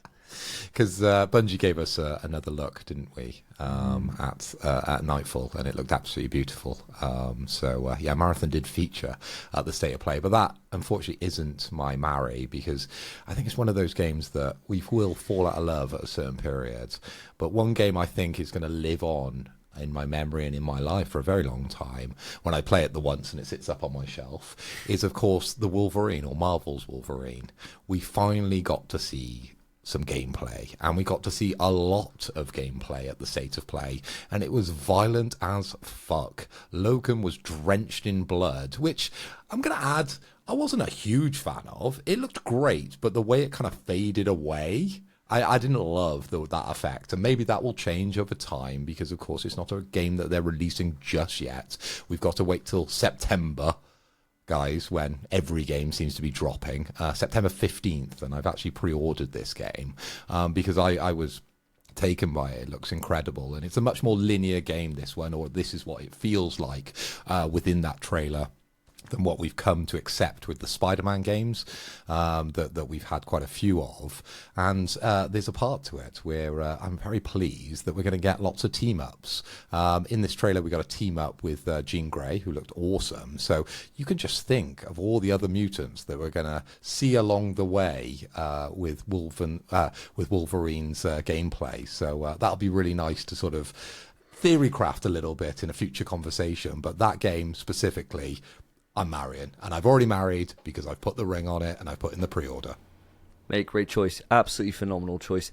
I was much like you. I was really impressed by it. I really was. And to know that it answered a load of questions that we'd raised on the podcast before in terms of, is it going to be just a story-based narrative game, or is it going to be those open world sections? And to kind of have a lot of that kind of thrown to us, especially in the like interviews that are kind of post state of play, where they're talking about it in like the blog post written up on PS blog all about this game, to know that it is very much just like a narrative experience, and to show the level of set piece action, it did give me a total comparison to some of the stuff that you see in like 007 First Light, in that like, God, that is smooth as hell. Like those transitions between the different things, and like, you know, jumping between, it very much just reminded me of as if Naughty Dog had made this, you know, with the way that it was moving around. And it's not something that Insomniac have really done before to that kind of level. I suppose you get moments of this in like Spider-Man 1 and 2 where it kind of is the similar kind of line, I suppose, but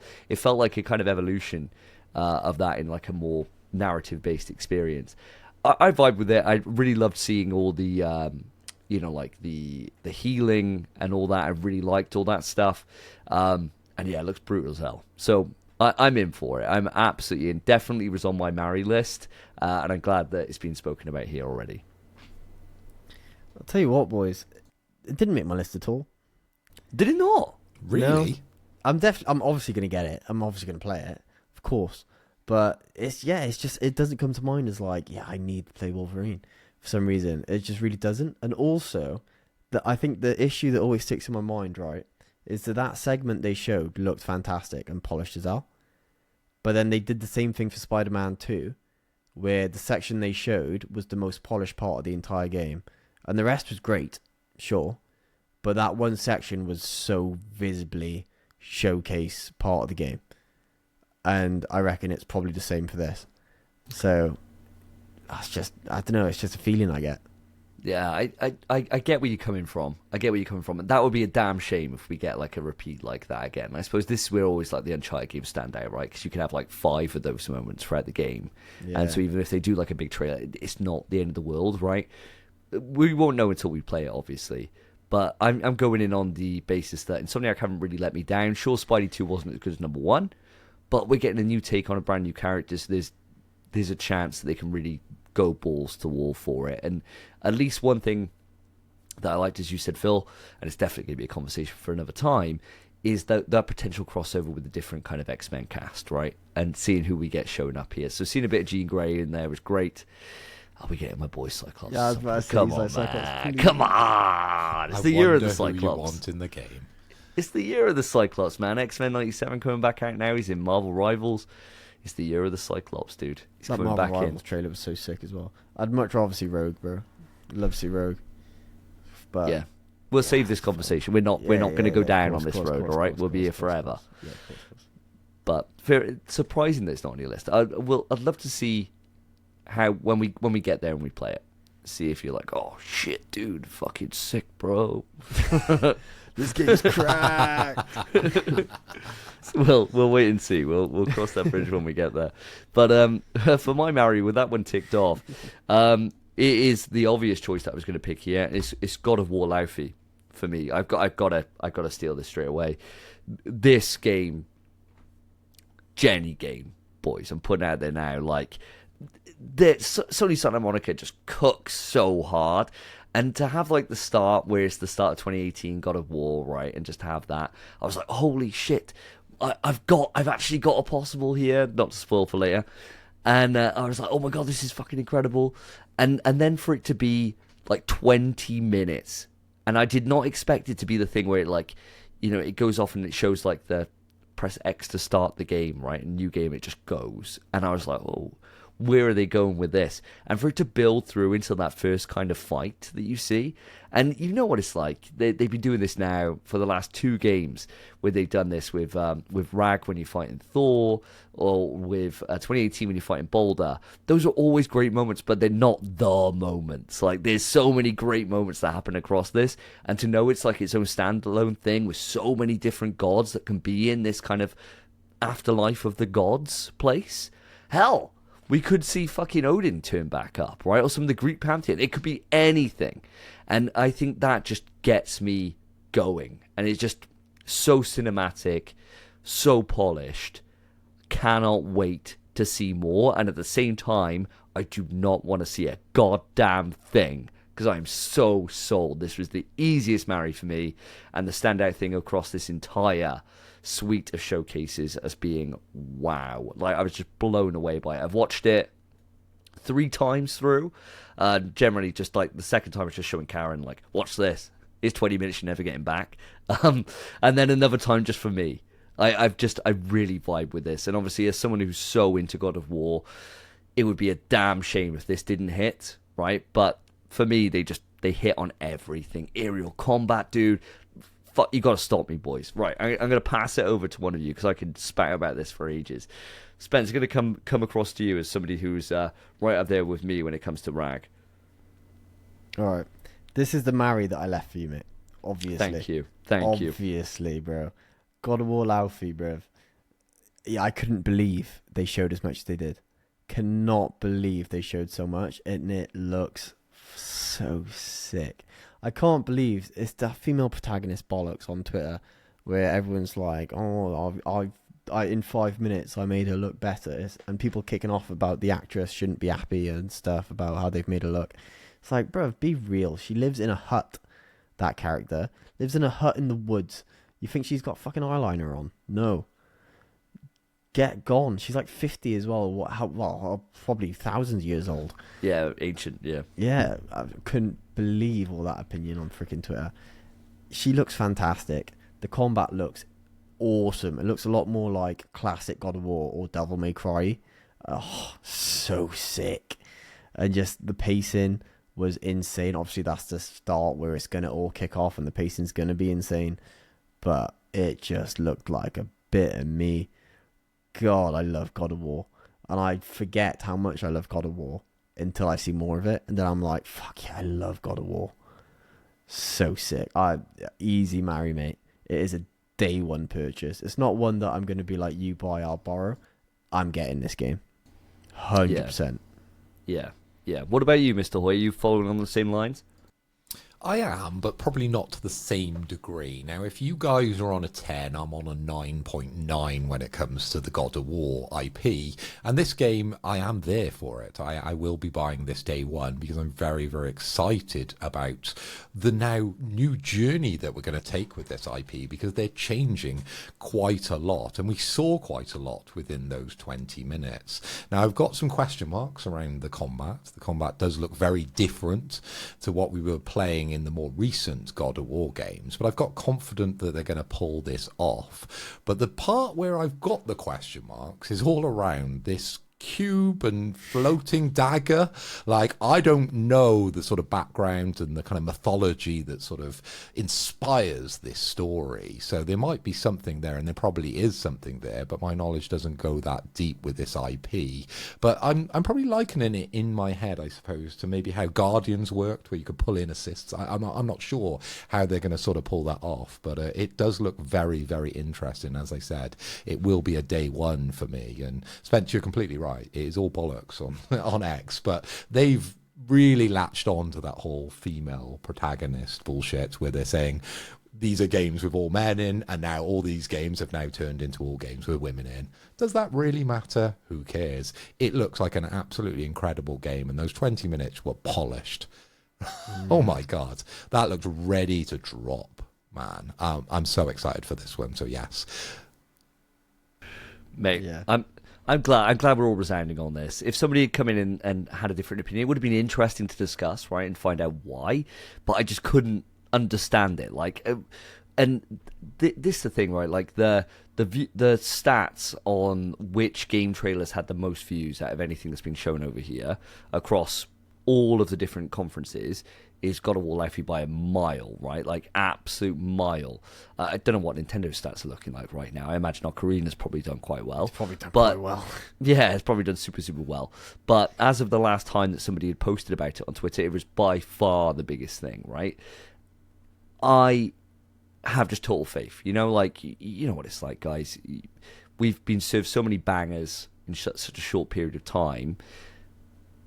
I'm in. I mean, I'm a fucking sucker for it, but I'm glad you're all here with me. But we got to move this on, because otherwise I will just get back on the tirade, right? Spence, over to you for your final marry of the night. All right, so my final marry, this is Summer Games Fest. I got 2 options here. Okay. I'm gonna leave one because I know it's on one of yours, 100%, and the other one, let me just pop my freaking Donnie on. TMNT: The Last Ronin. Game that I've wanted to be shown for years, because they announced this game, couldn't even tell you when. I was only a boy when they announced this game. It's been eons, and finally, what did they show us?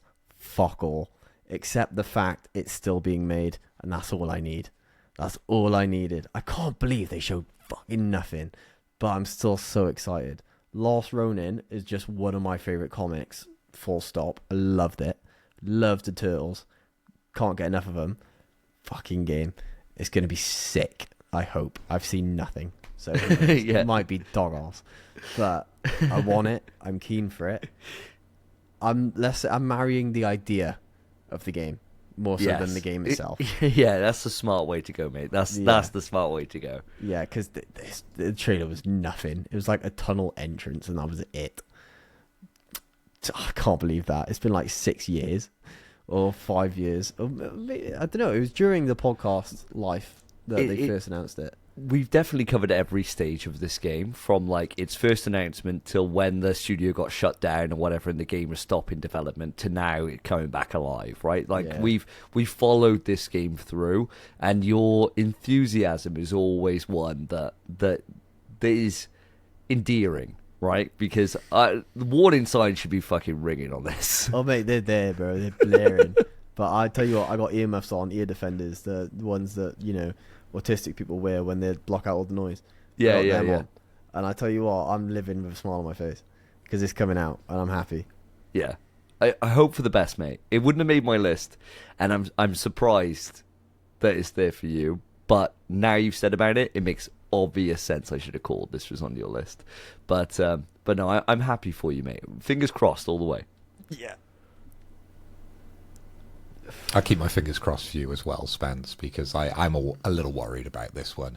And we had quite a large conversation over on our Discord, actually. We had some really passionate fans, both about this IP and Platinum Games, where they dropped actually into the chat that me and Davey were having, as well as mountains of information that they were putting in after this game. So I'd probably ask you to have a look at some of that, Spence, because Platinum Games, they've done some good stuff in the past with Ninja Gaiden 4 and Bayonetta. So potentially this is going to be good. We'll see. It's got a good IP, right? And hopefully that carries it through. But for me, this has somewhat Pragmata vibes, in the sense that you're really keen on this without seeing anything. And it keeps getting delayed, right? And now we've got Pragmata, you couldn't give a fuck. It's different though, mate. It's different. Pragmata's not like a beloved IP for me, It's not something I've been watching since I was a kid, reading since, well, I've only read the fucking Last Ronin about Turtles, let's be honest. I've not read any other Turtles comic. But it's a great one though. But my only concern is that it's Platinum doing it. Because I'd rather it be anyone else, I'll be honest. They're not the seal of quality that they would have been if it was about 15 years ago, are they? Not at all, mate, no. They've made some bangers. Yeah. When? Because it's not been a while. Yeah. It's not been ages. What was the last one? Like Wonderful 101 or something it was called? And even then, I don't want to play that fucking game. Did they do Bayonetta 2? That was really raved, wasn't it? That was Yeah, really and respected. 3. That was. Yeah. So they're probably their last like gems. But I don't want this game to play like that. Oh no, you're bugging them, bro. No, You're right. fuck. You're out of luck, dude. You're out of Yeah. luck. I don't want it to play like that at all. I want like a good combat. I want a samurai game, but you're Till. This is the one samurai game I want. Wow. Wow, Oh my whoa, god. whoa. Whoa, I never would have heard that. That would get crazy. In my This is book, the only Spence one I saying want. something positive about a samurai game. Jesus Christ. I want literally Ghost of Tsushima, but you're the last Ronin. That'd be That- sick. that's My what I god, want. that would be good. That's my. Whenever I think about this game, that's my idea of it, and it's never going to be that. You're not getting that. Never way. in a million years. No I'm going to way. get a 6-hour hack and slash fluff. I know that, but in my head, it's Ghost of the Last Ronin. Yeah. And it's like sick. Yeah. But when I Alright. see that first trailer, we're gonna probably be streaming it or something, and you'll just hear "fuck's sake" down the mic, because that's what's gonna happen. But it's fine. At the minute, I'm blissfully, unaware. Yeah, you're living in ignorance, and that's fine, right? That's Yeah. absolutely fine. Fair enough, mate. I think you should stick to the comic books and just allow your imagination to run wild on this one, Spence. Yeah, Don't even bother with the game. Who cares? that'll mate. come into play later on. I'll tell you what. Little Well. bit of a nod. Oh, there you go. Another bit of foreshadowing. Very foreshadowy today is young Spencer. So what about yourself, Mr. Hoy? I can have a guess where you're going with this one, but enlighten me. Am I wearing the right T-shirt for it? Because I thought I found a little hack to our problem of mentioning the name of the game. I think for this you can the buttons off, right? Yeah, have you Buttons Of seen course it is. what I'm wearing? off. I course, mate, have. yeah. It's a Can you lovely read it? t-shirt. Yeah, man. Yeah, you can read Yeah, it. What, I'm what's it say? I don't know if I want to say it. We set the buttons off, so I reckon you're probably safe. I reckon. Okay, I'm safe for this one. So my Mari, and you are right, it does come from the Summer Games Fest, and the Mari I want to pick is the End of Abyss. No reaction? Okay, I'll move on. End of Abyss, atmospheric sci-fi survival horror game. I've gone very survival horror without mentioning the survival horror game of the two shows. Now, this one got me really, really excited. I think it got you excited as well, Davey, where we were like, this is definitely a bit of me. So this is a game developed by Section 9 Interactive and published by Epic Games, and it's a mix of top-down twin-stick shooting and Metroidvania exploration in a survival horror game. Oh, this one, yeah. Tick, Fuck tick, yeah. tick, motherfucking tick. We both had to It is Google it. everything that we're interested in. And the graphics that they were showing, it was only a really short trailer. And I'll be completely honest, when I did look through the doc and I looked to those links you provided, Davey, they didn't even mention this game. So it's gone slightly under the radar for a lot of people, but I wanted to give it the props it deserves. And this game, if you're out there and you're confused which game I'm on about, it is called End of Abyss. Look it up if you're into survival horror. And that is my Mari, because it is a day one when this one comes out. Mate, I did not have this on the list. I was hovering the entire time, the button, by the way. So I knew what- you were. 100%. That's why I avoided it. mate, you've done very well. You've done very well. Yeah, I'm so glad you brought this to my attention, because I've forgotten about this. This Me was just too. one of those things that just completely slipped my mind. You're right. This was a pop-off moment. This looked great, and this was one of those ones that when we were looking at it, right, we were saying we were saying before that it reminds us of what's the game? Astral Rot. Astral Rot, bro. Yes, when we were like, this looks like, is Astral Rot? Is this Astral Rot? Like, finally we've seen it again. No, dude, I'm right there with you. This game looks phenomenal. Fully support it for a Mari. Fully support. You just made my life very fucking difficult when it comes to to my choices. So thank you very much for that. But That's no, why I'm here. I fully vibe with this one. Fully do. What about yourself, Miss Spence? Do you agree? Mate, I tell you what, I completely forgot about this game. I had to Google it when you said it. But the second I saw the picture of it, I remembered it. Yeah, I popped off.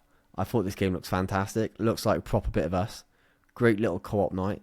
Playing this through, I reckon we'd have a fantastic time. And survival horror, we all know it blends well with co-op. Doesn't it? twin stick shooter in though does. Yeah. Did I say co-op?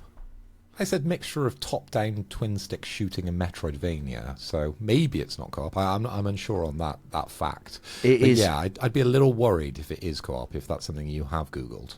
It is not. It's one player. Oh, One really? player. Oh, okay. Yeah. Oh, Although- I just saw multiple people on the screen and thought it must have been co-op. It does say online play optional. Oh, actually, hold on.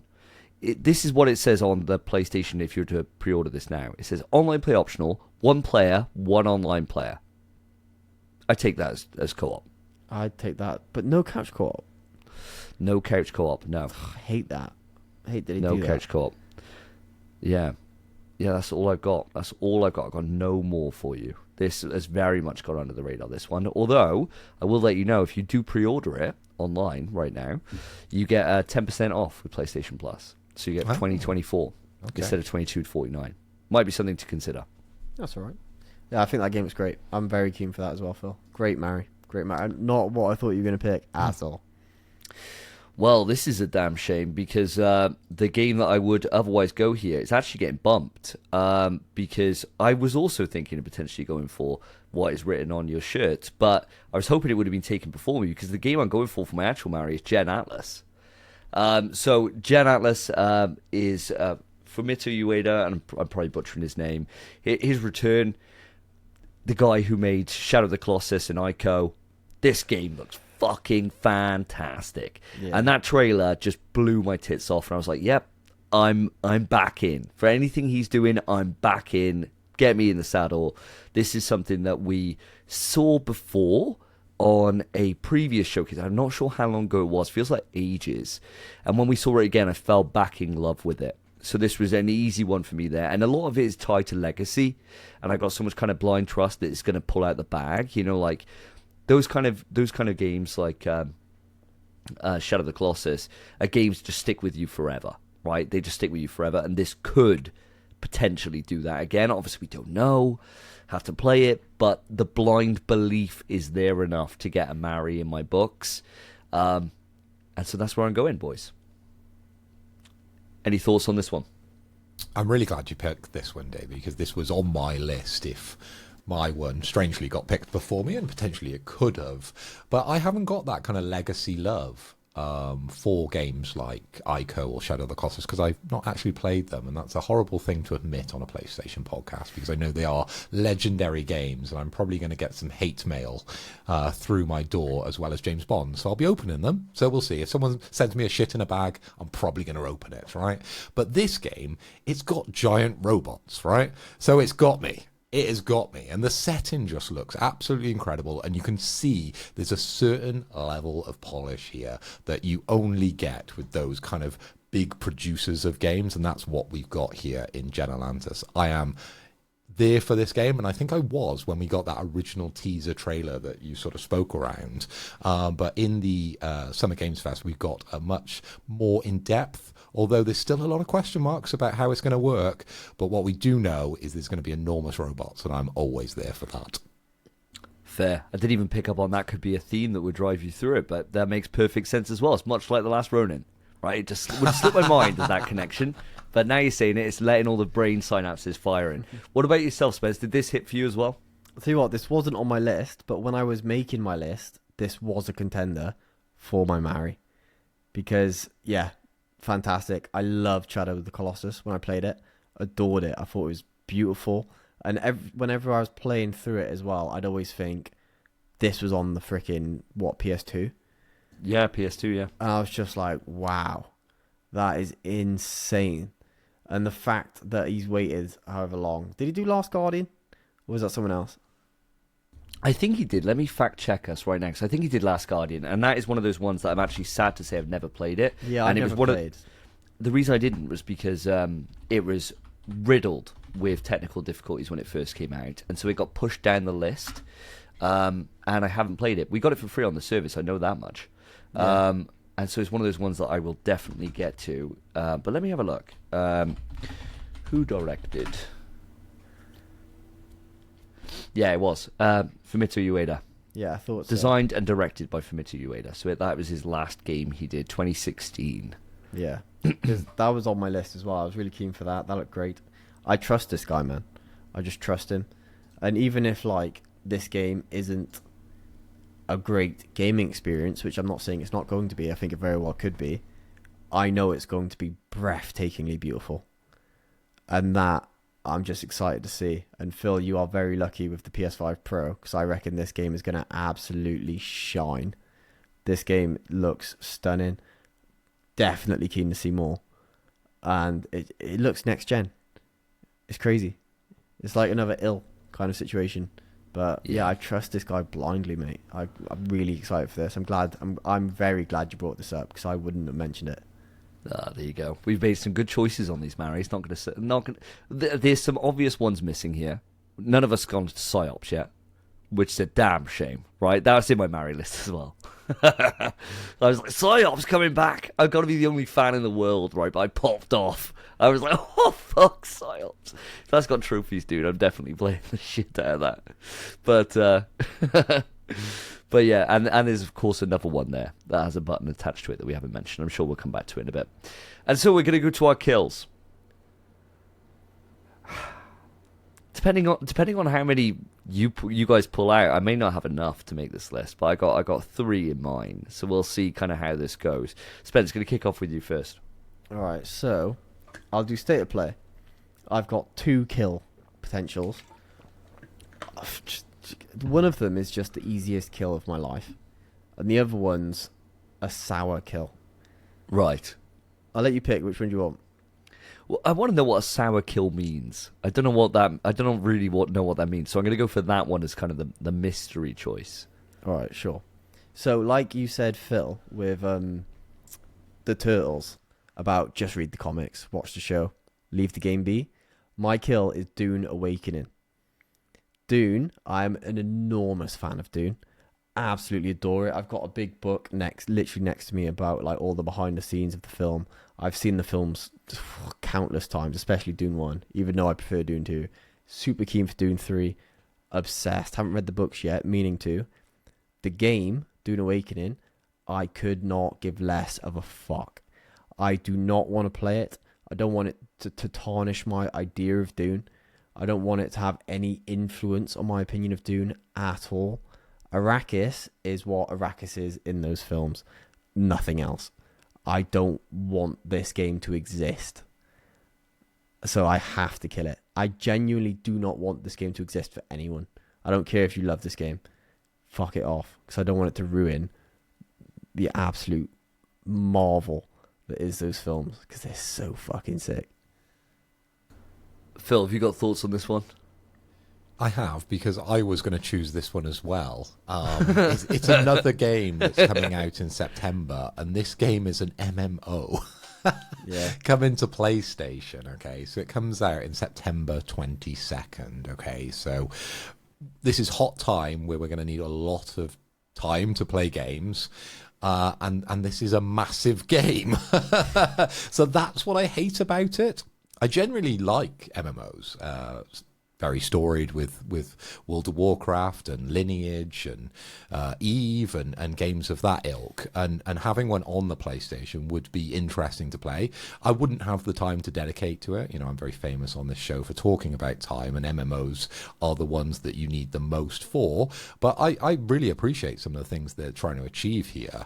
And I'm not as tied to Dune as Spencer is, which I can completely understand and respect. But I'd be interested to see where this one goes if it wasn't in September, which it is. I just don't know how they expect people to play this game. I really, really don't. So yeah, unfortunately, this was on my kill list, Davey, as well. I agree with everything you guys have said, man. This game looks like fucking arse. And it had like a big trailer as well. Like quite a bit of time was spent up in it, and I thought, this game looks shit, dude. So yeah, I'm not interested in riding a sandworm in an MMO. Like, I really don't care. It's definitely not for me on loads of levels. I've really enjoyed the movies. I really have, and it's not really a world that speaks to me like I really want a video game in June. Like no. I'm all right. You know, I'm cool. So enjoy it for those that want to enjoy it. But yeah, let's fuck it off. You never Same played MMO. the old school Command and Conquer ones? No, I did not, mate. No. I did. No, Fight for the spice, mate. Fight for the Spice spice. for No, the spice, I baby. think the only Command and Conquers I've ever played is Red Alert. I've played Red And me. Alert, Same. and that's it. I think that's the only foray into Command and Conquer. I enjoyed that though, great game. But no, I did not play Fight for the Spice. That's, if anything, that sounds like the Spice Girls should have kicked off on that, because that sounds like a Spice Girls fighting game could have been made, and we never got it. And I would have made Jerry, of course. Or that guy at Download, because he was very much fighting for his life with the spice. Oh my god, yeah. That was a He- little too much. Yeah, he had like a fucking proper stroke on. Not like wanking in front of us, but he had like He was his aggressive face, with it. oh man, his face was like down here, bro. When he was chatting to us, like dribbling and shit. Fucking nuts, absolutely nuts. Bloody hell. Yeah, shout out to Ben. I think that was his name on it. It was, yeah. Hopefully he's still going. somewhere. Hopefully he's still alive. Hopefully he yeah. got home, yeah. He knows didn't see- Newport well, he told me. Yeah, he's He's a So you might see him Scouser, out. Is he a Scouser? Yeah, he was a Scouser, yeah. Yeah, but he did know Newport. Yeah, so we might run into him. Big scar down his face here, and the first time we meet him is where he just comes over to us when we're sitting there just fucking caning beers at the campsite, and just basically tells us how he got raided by security frame one of being in there because he had cocaine all up his face as he walked through security, and he was like, "Lads, not gonna lie, I just did a fucking, what do you call it? He called did it a stripe, and I've yeah, never he's- heard it called did a a stripe stripe. before, and that just cracked me up. Yeah, he's like, I just did a stripe in the car park. Sorry, lads. That's all I got on me, though. And underneath his tent, apparently, was full of mushrooms and fucking everything you could see. And next time we see him, he's fucking dribbling with his fucking face hanging off. Legend. What a legend. Hope he got home all right. Hope Just he got living home his all right. life, bro. Yeah, mate, just fucking vibing. Only came to see Guns N' Roses and didn't see anyone else. Really? That's all. Yeah, yeah. Yeah. Crazy. He mentioned load of bands, and he was like, nah, Guns N' Roses, mate. And the rest of the time, he was just fucking Off his doing, pants. doing absolute fucking Doing everything, bro. stripes. Yeah, doing stripes, dude. Don't know how we got onto that, but peek behind the curtain of our download experience. So, so Phil, over to you then for your first kill tonight. Well, my first kill was Dune. Do you want my second kill, or should we just have that? Oh as my yeah, we first could. Kill? Yeah, we could skip over to me then if you want. If you want to have a double kill, let's get in double kill. My first kill is a game that I did not see why they bothered to show it yet, and that's 1666 Amsterdam. And that got in here because it was a trailer where they bigged up, they even got the dev out, and I can see you guys feverishly looking this up. This is the one about she's a witch or something, and I was like, you've got like a 3-minute trailer slot, show a fucking fragment of what this game is like. And they just didn't. They just didn't. They just fucking refused to. And the next time you see it is a cat for some reason. It's about witches, and the developers storied, I guess, like from Assassin's Creed fame when they started off, and left UB and has been working on this the entire time. But if you've been waiting for like fucking 10 years to show this off, come out with something to really show about what this game is. And I don't think the trailers did that. So at this stage, it's an easy kill because it just failed to get over what the whole point of a trailer should be. And for something that's a brand new IP, something that's brand new, been cooking up for a long time, it's just inexcusable. Because I don't think it had enough pizzazz there to really grab my attention that you could then be like, God, I can't wait to see gameplay. It was like, you probably should have shown something. Whereas this, I didn't get the trailer, and it just didn't work for me. But now you guys have had a chance to Google this. Is this coming back to mind for you? Yes, I do remember it. And we were on chat, and we both felt the same. We were like, when is it going to kick into something that we recognise? But my Googling has brought up that it's a dark third-person story-led action game. So the cat's out the bag. But one thing he did also say at the end of his presentation, I believe it was, that there's a free download of the prologue available on Steam and Epic Games. It's a very PC-focused game, this one, with console variants planned for later in the year. But I'm along the same lines as you. I was just confused with this IP. But he came out as if he had, like, he was packing a real big dick, wasn't he? He Yeah, had something to yeah. show off, and he just didn't get the reaction that I think he thought he was going to get. Probably because he's just been locked away in his room, in his head, just wanking over this game because he loved it. But I didn't see anyone else really talking about this game afterwards either. So it's an L for me on this one. What about you, Spence? Yeah, I gotta say, boys, I did not remember this game. Googled it immediately; it came to mind. I do remember it. Yeah, who cares, man? They showed nothing. The demo's nice. It's nice that there's demo out. So if you want gameplay, you have to play it. That's it. I'm afraid. I suppose the idea might have been we'll show like what it looks like, and then social media will do its thing and show off the gameplay. Maybe that was their kind of idea behind it. Yeah, flopped. I do not give a flying fuck about 1666 Amsterdam. Terrible title as well. I think it's awful. What, it's got 666 in it. Oh, brilliant. Yeah, just witches in Amsterdam. Cool. Yeah. But show me something witchy. Show me what I'm doing. Because I didn't get it. I didn't get it at all. It's a concept they could build a great story around. Yes. Show me Sell you've done that. Yeah. Sell it. Come out, wow us, right? Like, so many of these games we come out, their trailers may even be like small, right? Like a minute or two, but they really wow in that time. Whereas this had a lot of time, and the developer came on, and then they showed another trailer with then it going back to the developer again to then announce his fucking prologue shit. You've got a lot of time. Show something, please, God, please. And it just fell completely flat for me. But Spencer, come back round then for your second kill. Oh shit. Are we getting double shots? Is somebody coming out here with something else that someone else has got on the list? Let's see. So my next one, I do still have another kill for State of Play, but my Summer Games Fest, we'll talk about that later. This is a gimme anyway. My Summer Games Fest kill, Star Wars Zero Company. And now you might be like, yo, Star Wars though. Fucking give it a rest, man. I don't remember this trailer, by the way. I don't even remember seeing it. I don't know if I did see it. Maybe I shut my eyes during this one. Stop making Star Wars shit, bro. There's like 2 new shows every year. There's a comic that's been going on for fucking forever. Cartoons all the time. There's a new game every 3 months. Give it a rest, man. Ever since Disney acquired Star Wars, it's just fucking been shoved in your face constant. I can't be arsed. I'm done with it.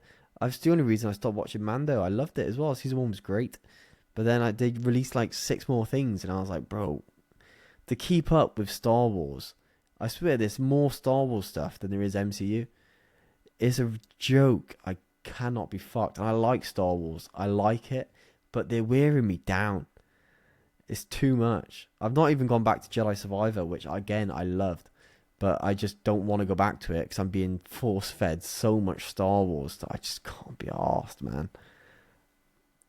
Preach, brother, preach. What the hell? What's Preach. going on here? Too much Star Wars. I've always said that. So much. The thing Leave about it in the past. Think about this is It's a for genre children. you'd probably Talking to 2 Smash players here, bro. Oh Jesus, Phil, this is a game that you'd probably get on board with though, because it's like one of those tactical shooters, It's like right? XCOM. Yeah, XCOM. Like XCOM, right? Yeah, So you style. might like this. Turn-based affair. Yeah. And one of the confirmations within the trailer is that we got Anakin Skywalker. Can you believe that? I couldn't. I lost it. I really did. I think I was probably out making a cup of tea at this point. But August 27th for anyone who wants to get this game, and of course pre-orders are now available on Amazon. Cha-ching, cha-ching. It's just another thing that we're just not going to play, unfortunately. Star Wars loses me straight away, but no, not for me. Definitely not. See, I'm not right there with you with the Star Wars hate, because I've always been picky on Star Wars, right? Like, there's the odd TV shows I'll tune in for, and I'm up to date with like Mandalorian. Unfortunately, that newest movie's fucking bollocks. But I'm up to date with that, and then I'll kind of pick and choose what Star Wars stuff I'm consuming. So I don't have fatigue with the IP yet, and like the Star Wars racing game hasn't made the cut today, but it looks fucking fantastic. That looks good. I'll agree with that. It looks good. Am I getting great. it? No, but it looks great. I think it's one of those ones I'd try like a game trial because it just reminds me of Burnout. It just reminds me of Burnout, and I'm like, this would be fun as hell if it's like Burnout, but I need to kind of play it first. So I don't really have that fatigue. It's just the actual style of game is not for me, and so that's why this wouldn't make my list. But I don't hate it enough to get a kill, but I do fully vibe with it. It couldn't be more of a virgin game. Star Wars XCOM. Oh, it could. It's virgin as hell, bro. Are you insane? They start Star Wars and then they show the gameplay and I'm like, bro, none of those devs have ever felt a pussy. Jesus Christ. Shots fired. Jesus Christ. And not from one of those little laser pistols they love to use. No, mate. Because, I mean, they always miss, don't they? Always. All those stormtroopers. This game, bad, mate. I'd rather play Mario Rabbids or whatever it was. Yeah, I'd much rather play that. But no, fair enough. All right. Phil, was this on your list as well? It wasn't on my list because I completely forgot about it. As I said, I was probably out making a cup of tea at this point. But the game that I am going to kill is at the Summer Game Fest as well. And it is a game which I can't understand why people are playing it. It's a game that we all, I think, at some point during COVID, absolutely loved. And I'm talking about Among Us. They brought out a story game called On Guard. It's a standalone story game. And as I said, I don't know who's still into Among Us. It's weird. Like during COVID, it's all people could talk about. Oh, come on, we're going to play Among Us. It was great. It was a lot of fun. I'm sure we even did something for my birthday around Among Us, right? We all got on and played during COVID. Great time had by all. But when was the last time you booted Among Us? Like, I thought that had kind of died a slow, painful death, or quite a quick death as someone popped out of the the door around the corner. But with this one, now they're bringing in some sort of story. I'm like, who cares, man? Like, who honestly cares? But I can also probably answer my question. It's for kids, isn't it? And they probably love it. Kids. They probably love it, and they probably still love this game. But for me, it's just a complete miss. I'm just done with that IP. Yeah. I mean, for me, it's one of those things of you can see why they've done it and they've gone back to this well, but at the same time, like, get a new idea, you know, like do a new IP, do something else, right? Like I'm fucking done with it too. I totally am. Cass loves Among Us, loves it, plays it on my phone semi often. Like not to the point where he's like, you know, it's not overtaking Roblox or Goat Sim, but it's in rotation for something that he'll play, but he'll generally play it when there's other kids around that also have Among Us, and so they can all play together. And cool. I don't think Cass would be interested in a story-based experience for Among Us. I don't think that's going to do it. So I don't really know who this is aimed at, but I'll tell you who it's not aimed at, me. This can fuck off. I completely agree with you. Waste of time. This game was sus. That's all I can say. For fuck's sake. Oh. Mate, this game, it screams. Do you remember, obviously, the big game before Among Us and Fortnite for kids was Minecraft, and it still is massive for kids as well. It's huge, huge. Enormous. It's like one of the best-selling games of all time. It always will be, probably. It's great as well. Me and Annabelle play it every now and then. We've got our own little world. It's fun. Great game, Minecraft. Do we play Among Us? No. That is literally a kid's game. That no adult. I mean, you've got to like have drinks and have like a sesh with all your mates, and then it's good. The way kids play it is crazy because they just vote without knowing shit. Yeah, anyone's going off. It's a total... Anyone's gone. One person in the chat says, "Oh, it's red." Gone. Yeah, that's it. You're just throwing a grenade into a room, basically. It's you're just hoping mental. for the best. But then this screams to me, Minecraft did Minecraft Story Mode, the exact same thing.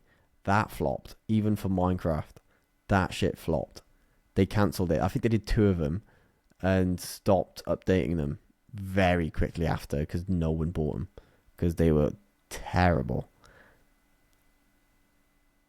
is Among Us going to do that better than Minecraft? No. Awful idea. This, to me, screams like they're just trying to promote the show that they're also doing. Because there's an Among Us show as well, which, fuck off, man. Just make Among Us 2 or something. Yeah, do something else. Do anything else. Make Among Them. Yeah. I don't know. I was going to make the same kind of joke, actually. I was going to do Among You. But yeah.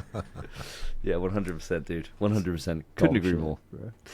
Well, the final kill of the night, and it's one that I think is going to get me a lot of shit for, is Final Fantasy. It's Final Fantasy Revelations. I couldn't give less of a fuck. I really can't. That last game was shit.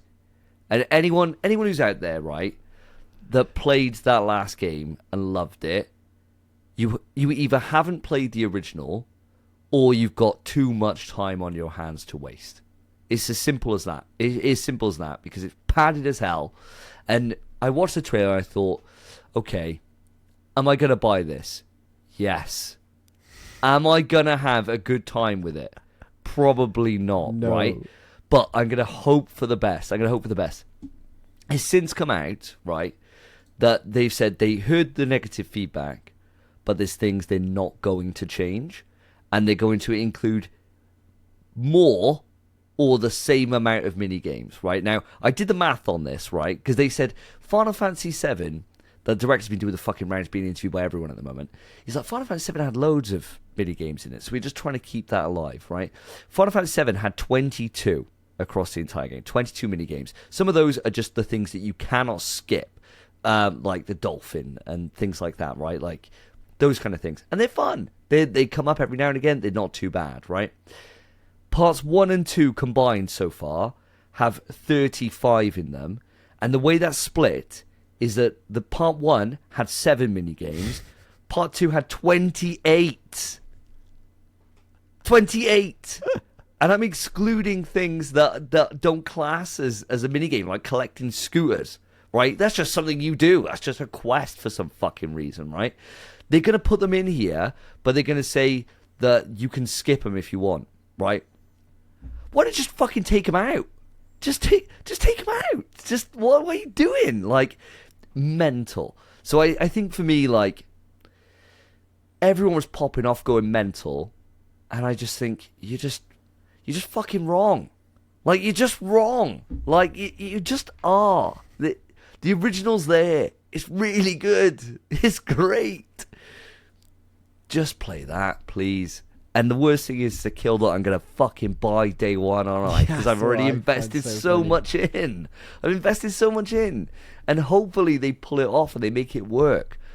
But when they're saying it's a revelation for everyone in the cast, oh, God. Like, kill me now. Kill me. How do you make this work? I don't know. It's a mess. It's an absolute mess of what is quite a straightforward story. It's so convoluted at the moment. So much. Oh. I'm not even happy for everyone else. I'm really not, because it's been doing my head in, seeing everyone fanboying over this online. And say, Jeff, you saved the day. I'd rather watch High Guard trailer again than sit through this. And here I am, buying it. Just because I'm a fucking idiot. So yeah, that's my kill, lads. Do you agree? Mate, you have free will, just don't. I can't, bro. I can't. I'm committed. I've spent too many hours, dude. If I can see through the second drop or whatever it was of Lost Records Bloom and Rage, I could sit through anything. And Lost Records Bloom and Rage was like 8 hours. Yeah, but it was a long 8 hours. Whereas this is going to be a long 120. Yeah, 120. But at least I can turn around and be like, yeah, I just hate this. You know? I've given it the chance. Hate it. I already hate it. You're fine, mate. I'm really glad this is your kill. Yeah. But it fucks me off it's your kill as well, because I know you're playing it. Yeah, I'm going to play it. What the hope is, mate, the hope is I come in with such low expectation That it's great. That is great, right? that's what I'm telling myself now. You know, like the hopium you're on when it comes to TMNT. fucking Last Ronin, dude. Yeah. I've got that out the wazoo, because I'm like, it can't be worse. Except you have evidence that it's bad. yeah, I do. Like, so And- much. And it could quite easily be worse. What's the thing they always fuck up with video games? The ending, right? You're telling me they're going to somehow end this well? There's no way. There's no way. But still, I have hope. If I think it's going to be shit, it's got to be good. I do this every fucking game that can't be mentioned movie, and it somehow gets worse. So we'll see. We'll fucking see. But Phil, I can imagine this wasn't for you, this one. No, not at all. And the eagle-eyed viewers watching us on stream, hello, will have noticed that I took this opportunity to go to the toilet, because I know you would be able to talk about this in infinitum, and it would go on and on and on, and I'm already very, very tired. I'm just bored with Final Fantasy. I've never actually played the original. I should play the original, but I know from your sort of reviews of these games that they're awfully convoluted, and I'm not going to be diving in on the third one of this at all. It would just be incredibly stupid of me. So no, it's a kill for me, because I wanted Half-Life 3, right? And it didn't happen. Fuck Jeff, man. Fuck Jeff. But no, like, I saw so many people absolutely love this, and it's pretty much all my timeline is filled with. It's just people fanboying over this. So I am happy that people are getting pleasure from this, but I got 0. Yeah, not surprised. Not surprised. Audience, this is the thing that gets me hated on this podcast, right? Is to have these kind of takes. To like something like High Guard more than FF7 Part 2. I'll say it. I enjoy Concord way more too. Much better game. Much better games have failed and died, and this gets to live and people love it. And all I can do is sit there and fucking exist in a world where I don't have Concord, and people shit on it, and people then watch this trailer and think, yes, more mini games. You fucking idiots. You're all fucking idiots. If you enjoyed it, you're an idiot, bro. Play PsyOps. It's much better. That's coming out. That's coming out soon to the service. Fuck me. Well, I'm glad. I'm not even glad. I'm fucking miserable, man. And I know I'm buying it. But with that, obviously, there's some big games that didn't make the cut here. I think we've gone quite long enough, and there's going to be other showcases for other standout games that we know the button will be off for. So I think it's best to save the big fucking elephant in the room here for another time. Of course, I'm talking about Resident Evil Code Veronica. Whoop, whoop, whoop. Resident Evil. There's no quick news, so there's going to be no shot given, so I might as well give myself a shot, right? I would have lost anyway with this Final Fantasy opinion. So it is what it is. We'll save that and we'll talk all in depth on that game very shortly. Potentially next episode. We could We'll have do a big whole topic based on it. probably. Yeah, Yeah. we can. Yeah, exactly right. Exactly right. But I think it's a perfect time for us to end by talking about our predictions, right? So I'm going to read through them very quickly about what we had for our Safe Possible and Crazies. And we can get some gloating out of the way and some commiserations, right? So, Spence, just to give you a reminder, your safes were Carnage for Tokon Reveal and Requiem DLC out soon, like 2 weeks-ish. Your possibles, Intergalactic Shown, story with gameplay, and We Were Here new game trailer and date. And then your crazies were Infamous Returns, which me and Phil categorized as a remake, remaster, collection, or new Infamous, or new Media Molecule game shown. Those are yours. Phil, you came in with your safes were Street Fighter 6 Character Pass 4 reveal, shown at the Summer Game Fest, and Marathon Season 2 trailer gets a push. Sony. Your possibles, story DLC for Ghost of Yotei at Sony's, and Summer Game Fest GTA 6 trailer. Crazies, were Uncharted New Game for Sony, Half-Life. Half-Life 3 for Summer Game Fest. And for me... Bro, if that happens. But I don't actually know your guys' possibles and crazies because I've not got there in the show yet. Oh, here we go. You're hearing them now. So, my safe... mine are just fucking sad, man. Mine are sad. My safe, Wolverine Collector's Edition announced and pad shown for the State of Play. Zip. There is no Collector's Edition at all. Right? So I was just fucked. And no pad shown. And Final Fantasy VII Remake Part 3 announced for the State of Play. Fuck me. That's jokes. Possibles for me. God of War spin-off shown. Phil taught me into year announced.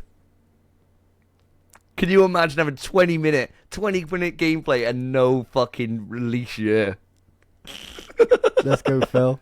I think I did very well on your possibles because both of them I pushed you on and you accepted both of them. So, yeah, it is what it is. But I don't think you were close on either of them, really. So, well, actually, God of War spin-off. Yeah. God of War, mega close, bro. Yeah.